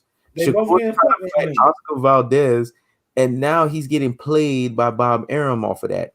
Devin Haney has been trying to secure a Teofimo Lopez fight, and he's fighting Jojo Diaz. So you think they did bad? And last time I checked, Gervonta Tank Davis don't even have the belts that these motherfuckers have, and he's commanding 7 figures check. So really, Right. he a bad or do you not understand the science of boxing when Smooth it comes Floyd to the couldn't even secure Steve and Devin Haney. They need to be trying to secure Floyd Mayweather. Mm-hmm. At that point, they have done nothing in their career. If they Exactly. choose to go to Bob, they choose to go to Bob. And they chose wrongly. Exactly. And now they not making no money and Exactly. making more than both of them. Exactly. Combined. Exactly. I'm loving this. I'm loving this engagement because look at it. Look at it. For so-called alpha males, y'all sensitive as hell. So checking you as being sensitive, or you're being sensitive and you're protruding your sensitivity. Right. That's what it is. Whatever. You're really projecting. You know the word projecting. You're saying one thing, but in actuality, you're meaning another. That's what you're doing. You're projecting your sensitivity. Yeah, man. Fine. If you who you are, the two beta males, they found each other. Yeah, exactly. If you who you are saying I'm being sensitive, fine. All right, whatever. You're a beta male. Mm-hmm. What you say don't mean nothing, man. Mm-hmm. You know what I'm saying? I don't know beta males, man. You know what I'm saying? What you say don't mean a motherfucking thing, man. Exactly. You ain't got no say so in your crib, nigga. Exactly. Your old lady tell you what to cut up the TV. Exactly. We know if we go to your house, you basically on your knees saying, "Yeah, baby, just for the pussy, I will do this for you." We know you talking just like that. So get the fuck out of here. I don't listen to no nigga who his old lady give him a bedtime. Mm-hmm. Your old lady tell you when to call the TV when it's time to go to bed. Man, you know that TikTok. It's funny you said that. You know that TikTok video where you saw that dude. He was trying to sit there and rap, and he had his old lady right behind him while he was rapping. I forgot the name of the shit. You probably seen it, Ross. You probably even talked about it. He got his old lady behind him, and the old lady slapped him, and then he kept on singing the song. I know what you're talking about. And the disparity.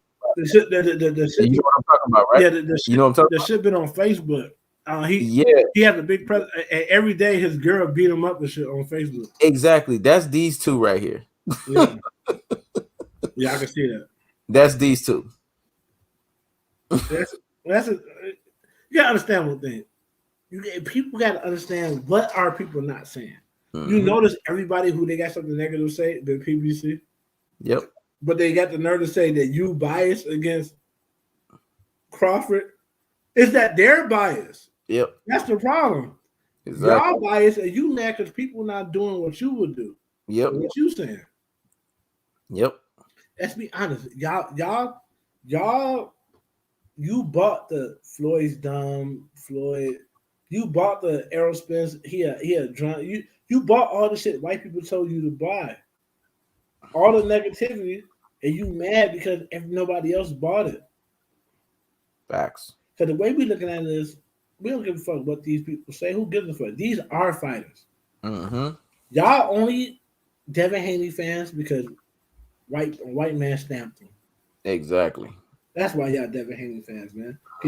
So y'all is some dick suckers when it comes to white people. Man. Exactly. If Matchroom was ran by a black person, y'all wouldn't even be on Devin Haney. If Eddie Hearn was black, y'all wouldn't even be on Devin Haney, man. Mm-hmm. Y'all niggas don't respect Devin Haney. Y'all respect that white man. If top rank was ran by Al Heyman, y'all want to be fucking with Bud Crawford, man. Y'all niggas some lame, some goofies, man. You know what I'm saying? Y'all can't trick me. You gotta wake up early in the morning to get me. I'm talking about you gotta wake up earlier than the pigeons, man. Man. You gotta wake up early. You can't get me, man. I know a self-depreciated black person when I see him. Yeah. If Bob Arum was black, if Eddie Hearn was black, y'all would not be fucking with Haney or Bud Crawford. Yep. Y'all niggas fuck wherever the white man's down. Mm-hmm. Just like the white man was, they told you don't fuck with Kanye. As soon as they said it, y'all stopped doing it. Exactly. But y'all fuck with Chief Keef though. Yep. Y'all fuck with Lil Durk, and he ain't talking about shit. The y'all baby. Let this white the man baby or baby. Y'all let this white man tell y'all who the fuck and who not. Mm-hmm. Yep. And here's the thing. They're not fucking with Kanye, but Kanye is worth $6.6 billion. They don't get it. Why? That's the reason why, that's the reason why that white man told you don't fuck with Kanye no more. And Kanye's worth even more than Jay-Z, man. That's impressive to me, man. He's worth 6 times. Kanye was on a conference call telling all of the rappers, Jay-Z was even on that shit saying, I'm y'all combined.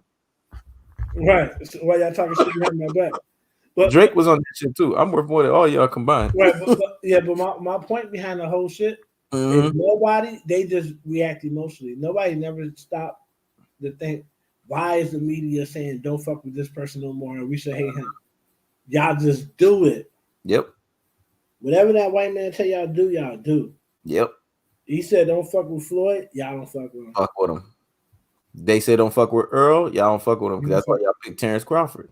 He said Terrence Crawford, he owned by a white man, or we could exactly.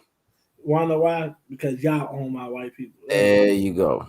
When you go to work, that white man be talking you crazy as fuck. You be like, okay, sir, you want to buck up. Yep. Or you'll say, tell me how you want it. How you want me to take it. Right. You right. You right, sir. I am stupid. Mm-hmm. I am a dumb nigga. You right. LeVon. Y'all niggas is goofy. It's not just JL Johnson. We have a bunch of soldiers in here. Excuse me, that's loyal to not only myself, but Ross. You want to know why they're loyal? They're loyal to what's real. Maybe you need to start paying attention so you can become loyal to real too. Real recognizes real, man. That's just the way it rolls. Yeah, people gotta understand that. If you ain't got no haters, you ain't doing nothing, man. There you go. You ain't if everybody like what you say, it's because you not doing. You ain't saying no truth. Exactly. You ain't saying no truth. Everybody like what you say. You ain't saying no truth, man.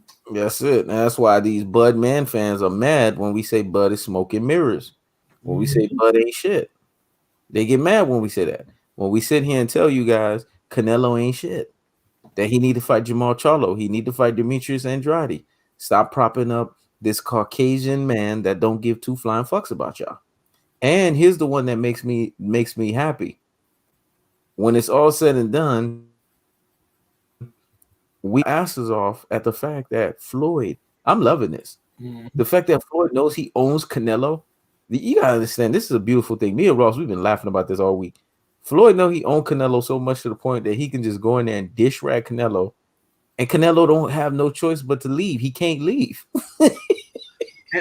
and the finesse game was crazy. The finesse game was crazy because before Canelo had to bend the knee and come to PBC, Floyd would never say anything too crazy. That's how you know Floyd put business before everything. Everything. He would say Canelo's a hell of a champion.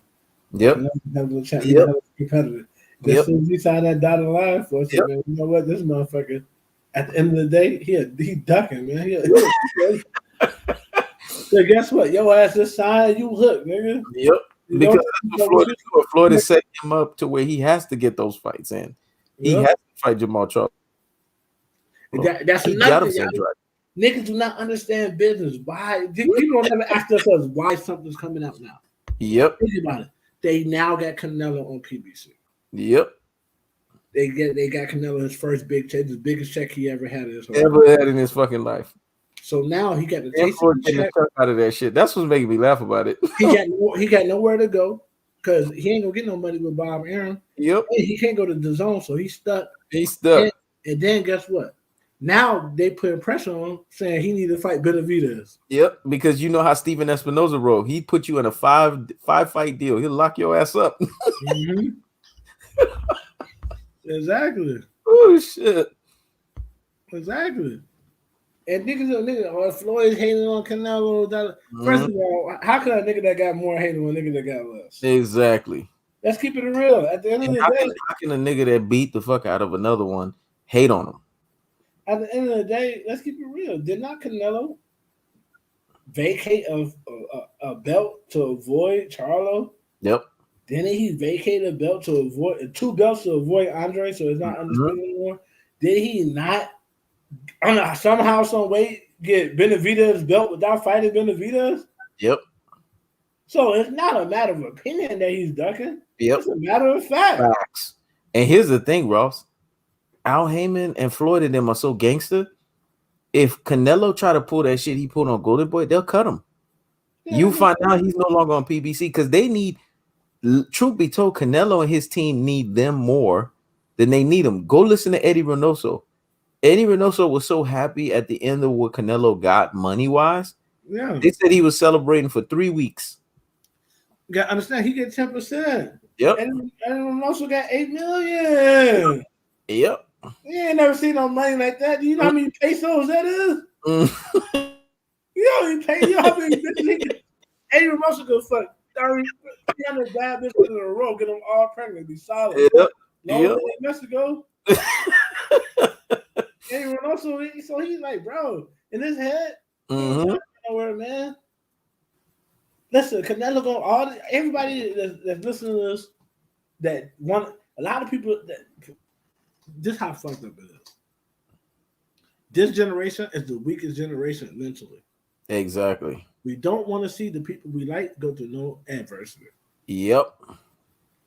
People that fan of LeBron James have no problem with LeBron James playing with the best talent every year. Facts. Like this is a fucking 2K game.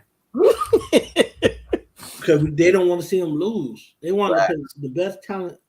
In my generation, certain players win, one of our players to play with. Facts.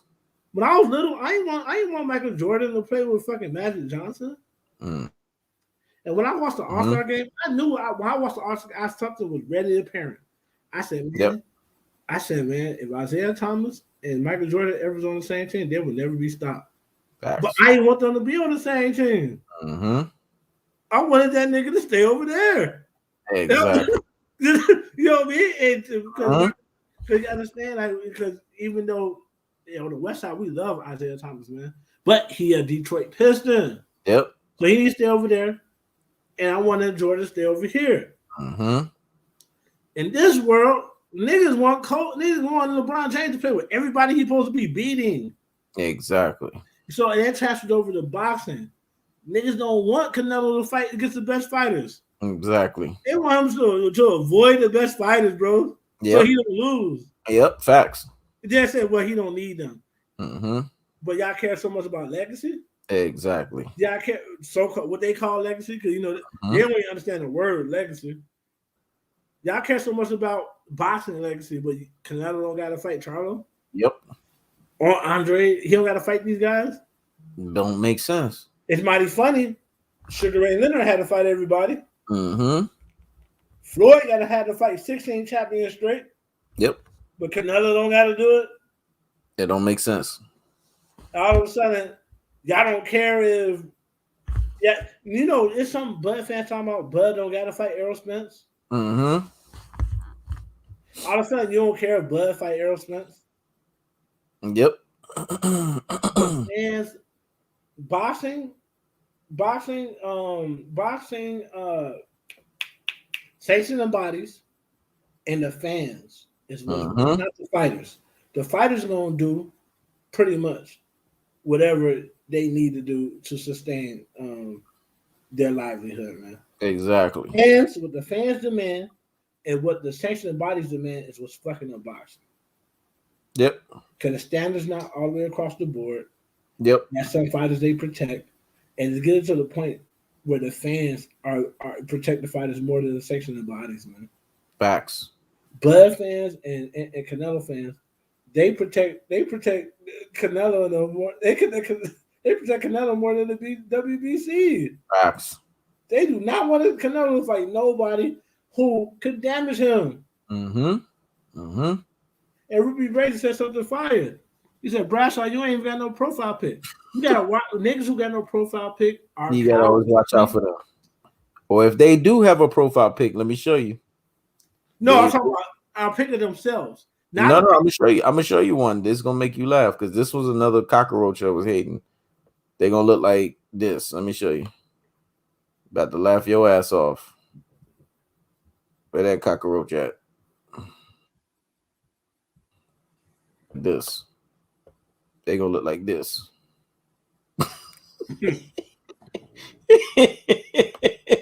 Right. Right. That nigga like he about to go commit a felony. This nigga like he about to go commit a felony, grand larceny. Shit. Like, God damn, boy. Get your ass out of here, man. Mm-hmm. Get your goofy ass out of here, man. You know what I'm saying? You know what I mean? Like, it's only certain niggas that can pull off the selfie, man. Yep. Yep. You ain't one of them. You ain't one of them. You ain't one of them, dog. Them braids, that's not where it's at. Oh shit. You supposed to have, he should have had a scully on. Yep. You should have had a scully on, man, and some shades because his eyes are Oh man, shit. crazy, man. They got their bad. That's the thing, man. A lot of niggas really, when it can boil down to it, you got niggas who come on YouTube just to troll. Yep. They so down bad in their life. They have time to get on YouTube and to try to get niggas hard times to see if they can get niggas upset. Exactly. That tells me one of three things. You ain't getting no ass. Either you're not getting no ass, either you're not making no money, or you just ain't got shit going on for you. Case in point, look at your last comment. Yep. Case in point, man.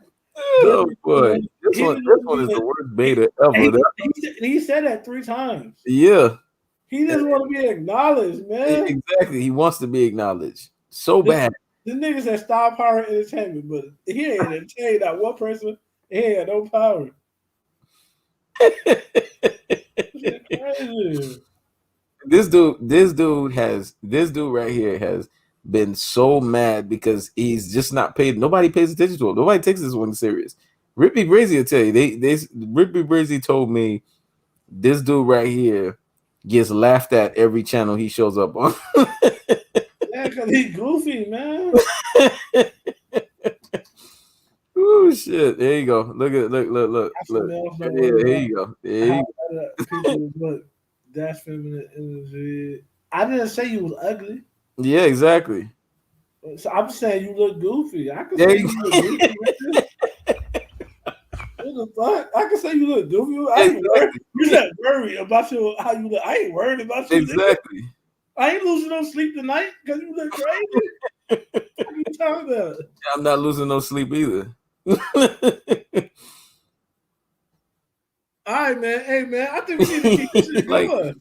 I think we need to keep this. You know who he looked like, Ross? You know who he looked like? He looked like what was that cartoon back in the day where that human being jumped into Toxic, and then Toxic Crusader. That's what you look like, a Toxic Crusader. That nigga like Ren and Snippy. This nigga said black fools need to know Mexico runs by. Okay, man. Whatever. Yeah, you know they always got to show up. But he got hold on, go back. He got a picture of Nicolas Cage. I can't honor you if you got a picture of Nicolas Cage. Exactly. You know what I'm saying? Exactly. Where's your sombrero? You talking about hot shit. You got a picture of Nicolas Cage. Oh shit. Basically, you sucking the white man dick. There you go. There you go. Let's be honest. And now look what they saying. Now we're gonna say Kambosos beat Tank and Loma. See, here we go. We knew that shit was coming. He might beat Loma. He won't beat Tank. Yeah, I think he could beat Loma, and I'm gonna be honest with you. I think he could beat fucking Haney too. I'm not high on Haney. Kambosos, he impressed me. He impressed me. He can't beat Tank. Nah, Tank will knock him out, but Haney and Loma, he could definitely beat them. Definitely. You can't beat Tank because Tank is a nigga that got knockout power, but don't fight like he got knockout power. Tank really takes time to look for the right punch. You sitting here do you realize, and I'm gonna say this in the best way, do you realize a grown-ass man taking a selfie is the most moist thing that you can fucking do the way that you did it? And you sitting here saying we moist. Do you realize that? Only certain niggas could get away with that. Yes. Yes, the way that you're doing it is moist. You're saying we moist. You got the small dookie braids. You know what I'm saying? Little sustained braids. They you got your hands ashy as fuck. You're doing a lotion on your hands. Exactly. You look like you bald in the middle. Well, and then it low key look like you got a galaxy. You know what I'm saying? Like you Yeah, out there exactly. bad, bro. You sit here, you worry about what niggas think about you. You gotta understand presentation is everything. Everything. And it's only certain niggas who get away with the Yeah, selfie. exactly. Like, I've done that and nobody never Ross has done it and gotten away with it. I haven't said anything negative about it. Like nobody never clowned me. I done it, and bitch was like, "Ooh, you look good." Like I know, ain't not one bitch ever told you look good with that picture. Let's be honest.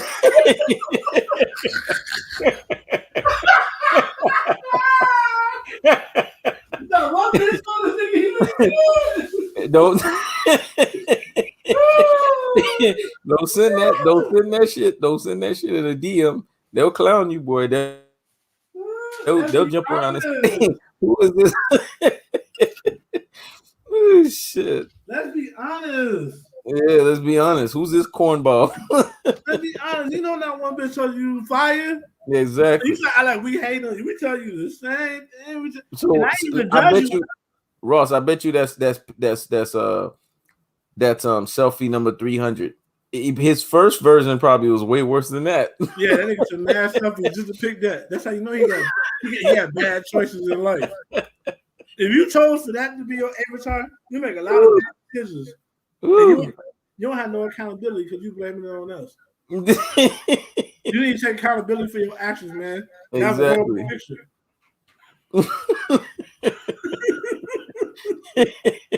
I don't know what the fuck you was thinking when you made that your avatar, bro. Yeah, man. But you fuck with the right one. I'm from the shot. I can roast all day. Exactly. And from the MIA, we don't play down here.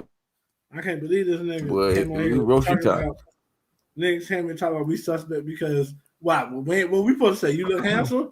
You don't. Exactly. Nigga, you look bad. What you talking about? Nigga like Ashley Larry. And see, iron is supposed to sharpen iron. We're supposed to tell you the truth. You look bad. The braids look crazy. Yep. That part fat as fuck. Big ass part. You can park a Lincoln in that part. Exactly. Then you look like, bro. Like, come on, man. I'm sure if we supposed to zoom that up, it'll be even ugly. It'll be crazy. Exactly. Really? You gonna give us free? Did we not know Tank was gonna win by KO? We needed you to tell us that. Yeah. Wow. Okay.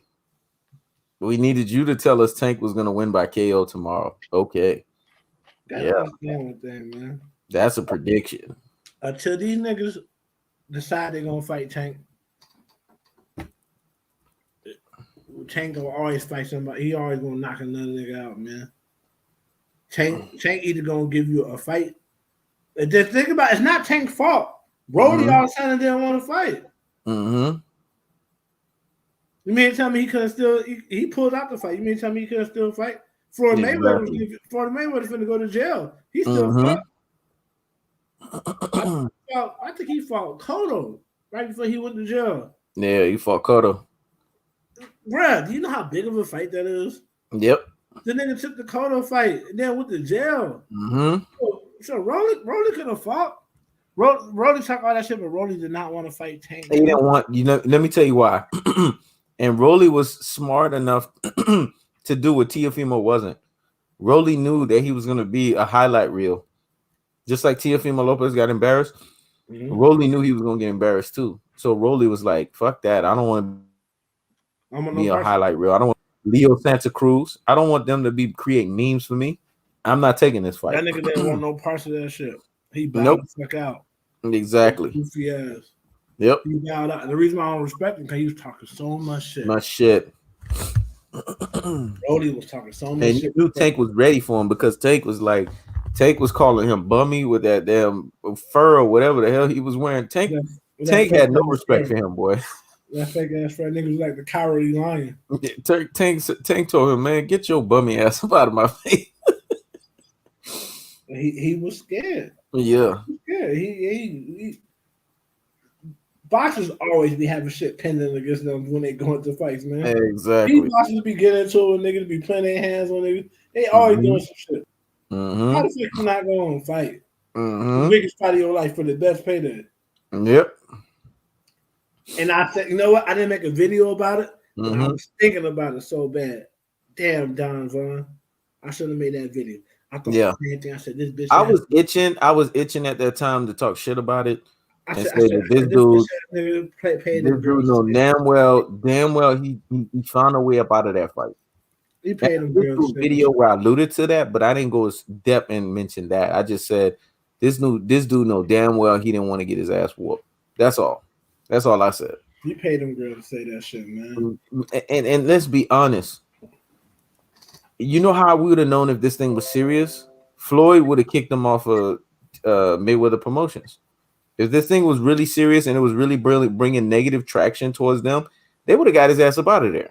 Yeah, they had to get Keep rid his of ass him. around. That's telling you he ducked, man. I They don't had to get even. rid of him. That bitch that nigga don't even make that type of money to be that type of to take that type of risk for him. Exactly. And it's like, you know what, bro? Your services are no longer needed. Exactly. Exactly. Cut him quick. Bro, And you know what Floyd did? And see, people didn't pay attention to that, but Floyd set Raleigh up with the Tank fight. Because Floyd low key was just probably tired of Raleigh running his mouth and sparring. So, okay, let's just get him embarrassed in front of 40, 50,000 people. And we know damn well we won't hear his mouth no more. Raleigh peep game, realized that's what Floyd was doing, and he didn't want no parts of it. Let's just be honest. and that's why you know a lot of niggas in the fight game shouldn't be in the fight game. Yep. Because if you've been working and you've been sparring and you've been doing what you're supposed to do, you're supposed to welcome opportunities. Exactly. These niggas so trash, they avoid opportunities. Did Yep. you know Mungia Yep. is Andre's mandatory and he keep rejecting the fight? Exactly. If he was black, they would be calling him out for that shit. Because he knows is basically gonna toy with him. He's not gonna do this come forward shit with him. He's gonna toy with him. How you a mandatory rejecting a fight? Ryan Garcia did that shit too. But he Mandatory. fought that dude that got beat up by so many fucking people in his last fight, and they called it a fight of the year candidate. Get the fuck out of here, man. That wasn't no fight of the damn year candidate. You could have fought Demetrius Andrade and then get pulverized. It's because let me tell you something. These Mexican fighters keep taking L's by black fighters, and they don't want them to keep taking those L's. That's what it is. You gotta understand. Leo Santa Cruz became a meme. Mario Barros became a meme. Like they don't want to keep taking these L's. Mikey Garcia got the snot beaten out of him by Spence. They don't want to keep taking these L's, and they knew damn well that Rolly Romero, I call him Rolly fucking Polly, was going. They saw Teofimo Lopez took an L. A lot of these guys were just gonna take L's. Canelo Alvarez, if he ain't nothing, he's smart at ducking. If he ain't nothing, he knows that the free smoke is going to embarrass him. So he just don't want to put himself in those positions. That's why he's lasted as long as he's lasted. But let's be honest. If he would have fought Jamal Charlo from the time that Jamal Charlo called him out, he would have been exposed. Been. He know better, man. He know better, man. And that's the thing, bro. That's the thing. And that another thing I don't like about betas, when shit get hot in the kitchen, they always get the fuck out of the way, man. Exactly. These niggas was just talking tough Tony shit, and as soon as niggas start roasting them, yep, they gone. Y'all can't take no jokes. Nah, they can't take the heat in the kitchen. You come to school, you have your best outfit on, niggas still roast your goddamn ass. Yep. They be like, you finally fresh. Niggas still find a way to roast. You gotta learn how to have tough skin, bro. Yep. Yeah, you talk all this shit, you get roasted, now you get the fuck out of Dodge. You wouldn't destroy shit, man. You wouldn't destroy shit. You would be getting clowned just like everybody else. You wouldn't destroy shit. Destroy all your points.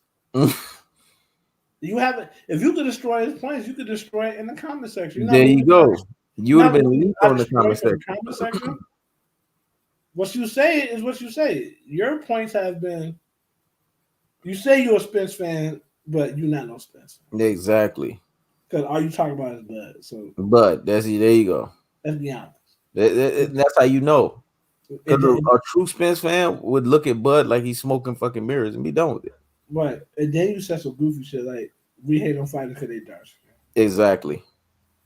And then you got fact check because everybody told you Floyd was dark skinned. Yeah, what the fuck are you talking about? Floyd dark skin, Deontay Wilder dark skin. You know what I'm saying? Hey, is the James Charlo is the Charlos James light Tony is dark skin. I like James Tony. is the I like a lot of Charlos it. is the Huh? Charlos light skin? No, Charlo's like your complexion. Oh shit. Charlo's ain't light skin, man. Mm, What is you talking about? Errol Spence exactly. ain't light skin. So basically, you saying that because we don't think Terrence Crawford is what you think he is, we hating on him. Exactly. Terrence Crawford has to prove that. He has to prove it to me. Okay, the media saying he's pound for pound 1 or 2. I don't think so. I don't give a fuck what ESPN say. Exactly.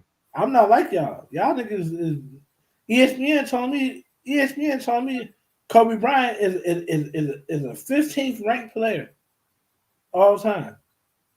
I wipe my ass with ESPN opinions, man. Exactly. Exactly. I wipe my ass with ESPN opinions, man. I don't give a fuck about what ESPN got to say, man. Exactly. They can't tell me nothing, man. Exactly. They can't tell me nothing. You know what I'm Exactly. saying? ESPN talk more about Bo Jackson than they do Walter Payton. Exactly. They have certain niggas they talk about, niggas who fit the description, who fit their agenda. Mm-hmm. They don't speak boxing. They don't speak sports the way they're supposed to speak sports. Exactly. If they did, they'll speak more about Kobe and less about LeBron. Exactly. The Charlo brothers ain't light skinned. And y'all sit there and talk shit about the Charlo brothers all day, every day. Right. Now, granted, Mel deserves the recent shit that they've been saying about him, but these boys ain't light skinned. What's y'all talking about? So what y'all talking about? First of all black people come in all shades. Exactly. Problem people got with Crawford ain't got shit to do with him being dark skinned. If anything, we mad because he don't got dark skin energy, man. Exactly. Because don't y'all say dark skin energy supposed to not turn down no smoke? Exactly. This nigga always turn down smoke, man. But they always turn it down. If anything, Aaron Smith's more dark skinned than Crawford. At least he behaved like Hey, he they go my dude. They go my dude, Ross. They go our dude that works for the that's part of the Mexican cartel, man. That gave us the information and told us that Canelo took the pay to lose. What's our predictions for tonight's fight? Let me tell you right now. I don't smell it too much in the air like I did last week, but I do get a little whiff of an upset. It's a whiff. It's a little whiff. And I'm not smelling in the air. There's a little whiff. So I'm going to say whiff of an upset. Whiff. That's what I'm going to say. I don't believe in Devin Haney, man. Y'all need to make me a believer in Devin Haney. I don't believe in him. Mm-hmm. How you rolling with Night Dog? Devin Haney should win this fight. I got him a split decision, but I want to be surprised if he is exposed. Yep. I want to be surprised if he was exposed. I wouldn't be surprised either. I don't think he's working with the right people to get the best out of his talent. Mm-hmm. I just don't. His father is not it, man. Well, there you go. Jose agree with you. He said I have Devin via decision. And Moose Goose said me either, meaning he's agreeing with you, and I wouldn't be surprised if he is exposed. Because I honestly believe that he doesn't have the right team with him. So and Mickey Bay is not gonna cut the mustard, man. Floyd made Mickey Bay a champion, and Mickey Bay turned around and lost so many fights. There was one time Floyd almost forgot he was on. He wanted to beat the shit out of Mickey Bay for losing the fight the way that he lost it. It was the same thing with Ishe Smith. I remember they both fought that same day, and Floyd wanted to beat the snot out of both of them for losing fights and making mistakes in those fights that they shouldn't have been making. And this is the motherfucker you got training Devin Haney. Don't get me started, man. Think about this shit. Do you know how embarrassing? Do you know how stubborn you got to be to be around Floyd all the time? Get into a bout and make some of the rookie mistakes. Yep. Like, could it be remedied just by actually getting with Floyd and going over shit? These guys want to be around Floyd. They want to watch Floyd spar, but they want to be talking and they want to be seen. Yeah. They're not watching and learning anything. Exactly. And that's the reason why they all, so as every time Errol Spence wins, they all hate on Errol Spence. Exactly. Because Errol Spence was actually watching, soaking shit in, learning. Yep. These motherfuckers was trying to be seen, trying to go viral. Yeah, and he went in the doghouse and tore all their asses up. They all in the doghouse said, man, we ain't trying to fight that motherfucker. Errol Spence was beating the fuck out of them niggas, man. Yep. E.J. Smith somebody need to take his Twitter. Somebody need to take his fucking Twitter, yeah. Man, that dude right there. He a fucking talk about a betrayer of the race. Oh my gosh. He a disgrace to the black race. That motherfucker, he sucked so much cinnamon toast crunch ball sack. It's not even funny, man. Mike Jones said, JoJo got a dog. We'll see. Yeah, we'll see, man. We'll see. We'll see. I want to see a good fight. I want to see. Yeah. I want to see Devin Haney push, and I want to see him low key. Truth be told, I want to see Devin Haney exposed so he can know that he needs more help. Exactly. That's why I want Devin. I want Devin Haney. This is what I want, Ross. Like, I'm not wishing for him. I want Devin Haney. I'm not wishing for him to get injured. I want him because right now he has a false sense of confidence. Mm-hmm. He's not good at it. If we get up with Tank would really hurt Devin Haney. No, I want Devin Haney. I don't want Devin Haney to lose his life or anything like that. I'm not thinking that far off scale. I want Devin Haney to get dropped a few times in the fight, and I want him to actually get hurt. You know why that's gonna jar some things in him? Because it's gonna let him know he ain't been working on the tools that he needed to work on when he was senior. He's not working on defense. Because when you get hurt in a fight and you get hit repetitively, it's because your defense is not up to par. Mm-hmm. Those are defensive errors that cause you to get hit like that. And if he got hit the way he got by Jorge Linares, and we're saying Jojo Diaz's power transcends even further, then he should be getting hurt even further in this fight if Jojo brings it. That's what we're expecting. Now, Devin Haney could shock all of us and have a dominant performance. I'd be happy if he does. But I'm going to be honest with you. The mindset that he has, he's coming in like Teofimo Lopez. He's overlooking his opponent. He's already talking about Teo's a fraud and he wants Kambosos next. You can't be thinking about Kambosos next. You got your opponent right in front of you today. You got this fight right here. Exactly. You got this fight right here. And when you do shit like that, you can really put yourself in a position where you can lose a fight. Floyd, as great as he was, he never overlooked his opponent. You always tell the media, hey, I got this person right in front of me right now. Andre Ward used to do the same thing. And Earl, every time they try to talk about somebody else, no. I'm fighting this person in front of me right now. Y'all need to be focused about this person. Mm-hmm. But these guys looking way ahead. Oh, if I fight Tank, this is what I'm going to do to Tank. If I fight this person, that's what Teo did. Teo didn't show his opponent respect, and he got beat up. Mike Jones said he got shot. What y'all talking about? Man, did you see the shot that he got hit by Jorge Linares? Did you see how long it took Devin Haney to get back up and regain his faculties? What are you talking about? What fight Devin Haney was hurt for 2 rounds, man. Devin Haney looked like Terrence Crawford did in the Gamboa fight. Bro, when Devin Haney got hit, he went immediately retarded. Yes. And if you deny that, you just a liar, bro. You just a liar. I mean, Devin straight up. Haney got hit, he went immediately retarded. And nigga went retarded, bro. And it's okay. Thank you, Don Vaughn. Jorge Linares, Loki. I'm gonna tell you right now, Don Vaughn, and if I know you know boxing like I know you know it, Devin Haney was getting exposed since the Alfredo Santiago fight. Ross know what I'm talking about because Alfredo Santiago was hitting him with counter shots. I watched that fight. I was like, damn, why every time he keep coming in throwing that overhead right, he keep getting hit with counter shots? Santiago exposed him. The fight after that was cherry on the top. When he fought Gamboa, Gamboa was out hustling him because of the experience. Then when he fought Linares, Linares just dropped his ass because Linares was able to see, oh, well, if these guys were able to land shots on him and beat him up, then I could do the same to him too. So Devin Haney is exposable. That's what I'm trying to tell you. He's exposable.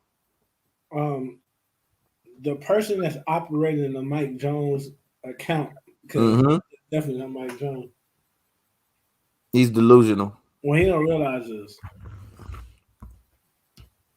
if Linares could do that, what do you Oh, think? don't even get me thinking about Tank. What do you think? What do you think the top level is going to do? This is what you have to stop having a limited mind state and start thinking outside of your emotions. Your emotions got you wrapped up in the LDBC and what the LDBC want.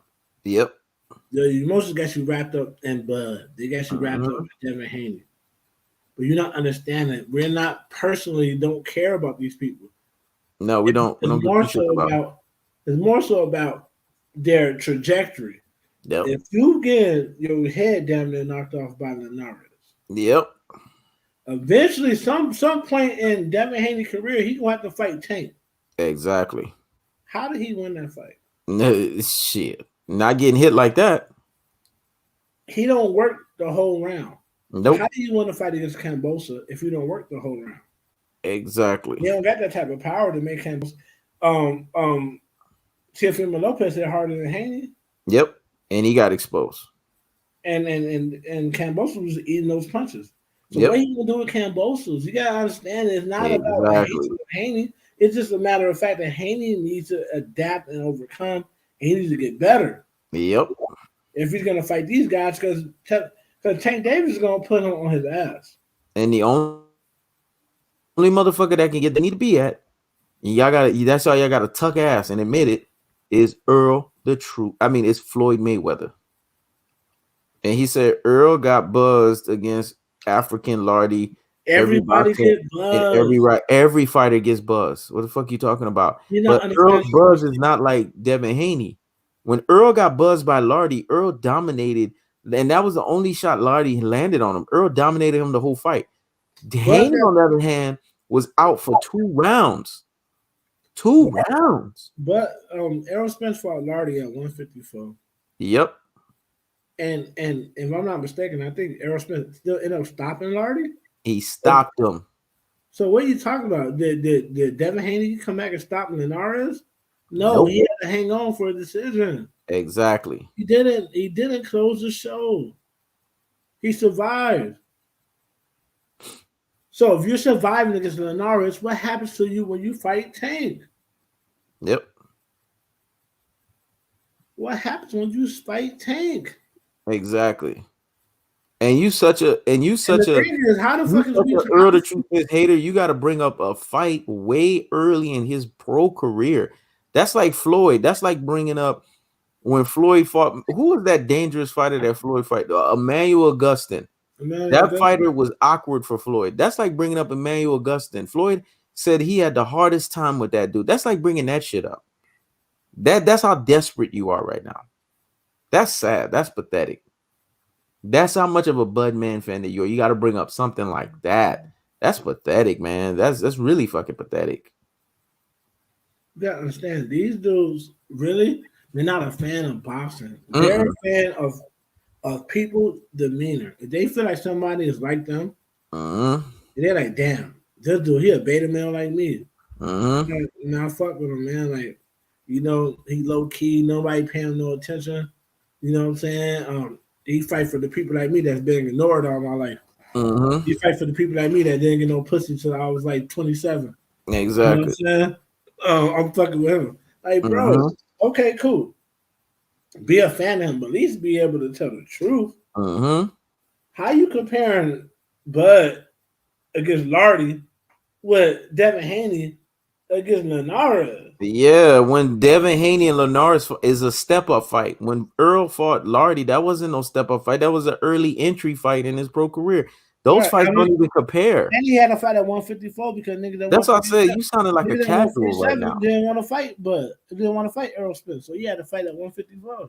Yeah, you sounded like a casual, man. You reaching that bad that you got to pull out some casual bullshit to justify Haney. Haney's fighting a step-up fight. I mean, come on, man. That's pathetic. You getting called out, man. That's pathetic. The bottom line is stop overrating these fighters like Devin Haney. Stop overrating these fighters and making them think that they're more. That's what crippled y'all with Deontay Wilder.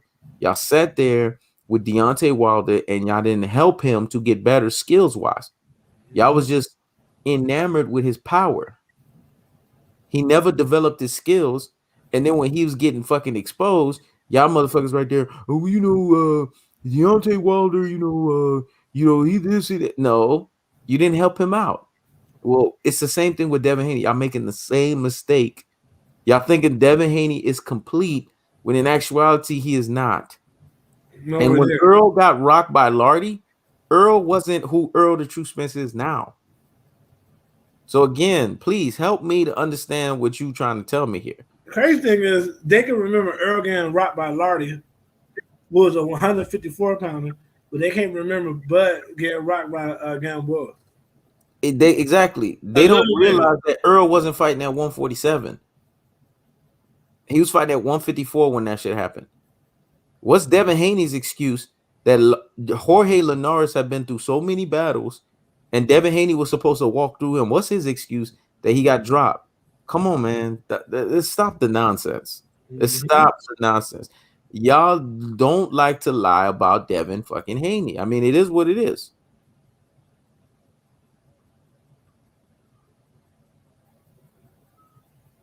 Anything else you want to say, Ross, before we cover this fight later, man? Nah, that's all I got, man. That's All all I right, got for that's all that. I got too, man. All right, y'all. Once again, we clearly prove why this LDBC trash garbage got ushered on individuals like this. I mean, you are blind as a fucking bat.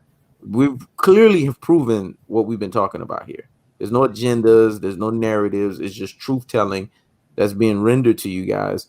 And the more that you guys wake up and pay attention and see the light, the more you will understand what's going on right before your eyes. Ross has been real. You did your thing. You shut it down as always. You got a lot of the cockroaches out of here. I think you pissed off that Dijon dude. I haven't seen him since you called them Dookie braids. That shit was hilarious. That was funny as hell.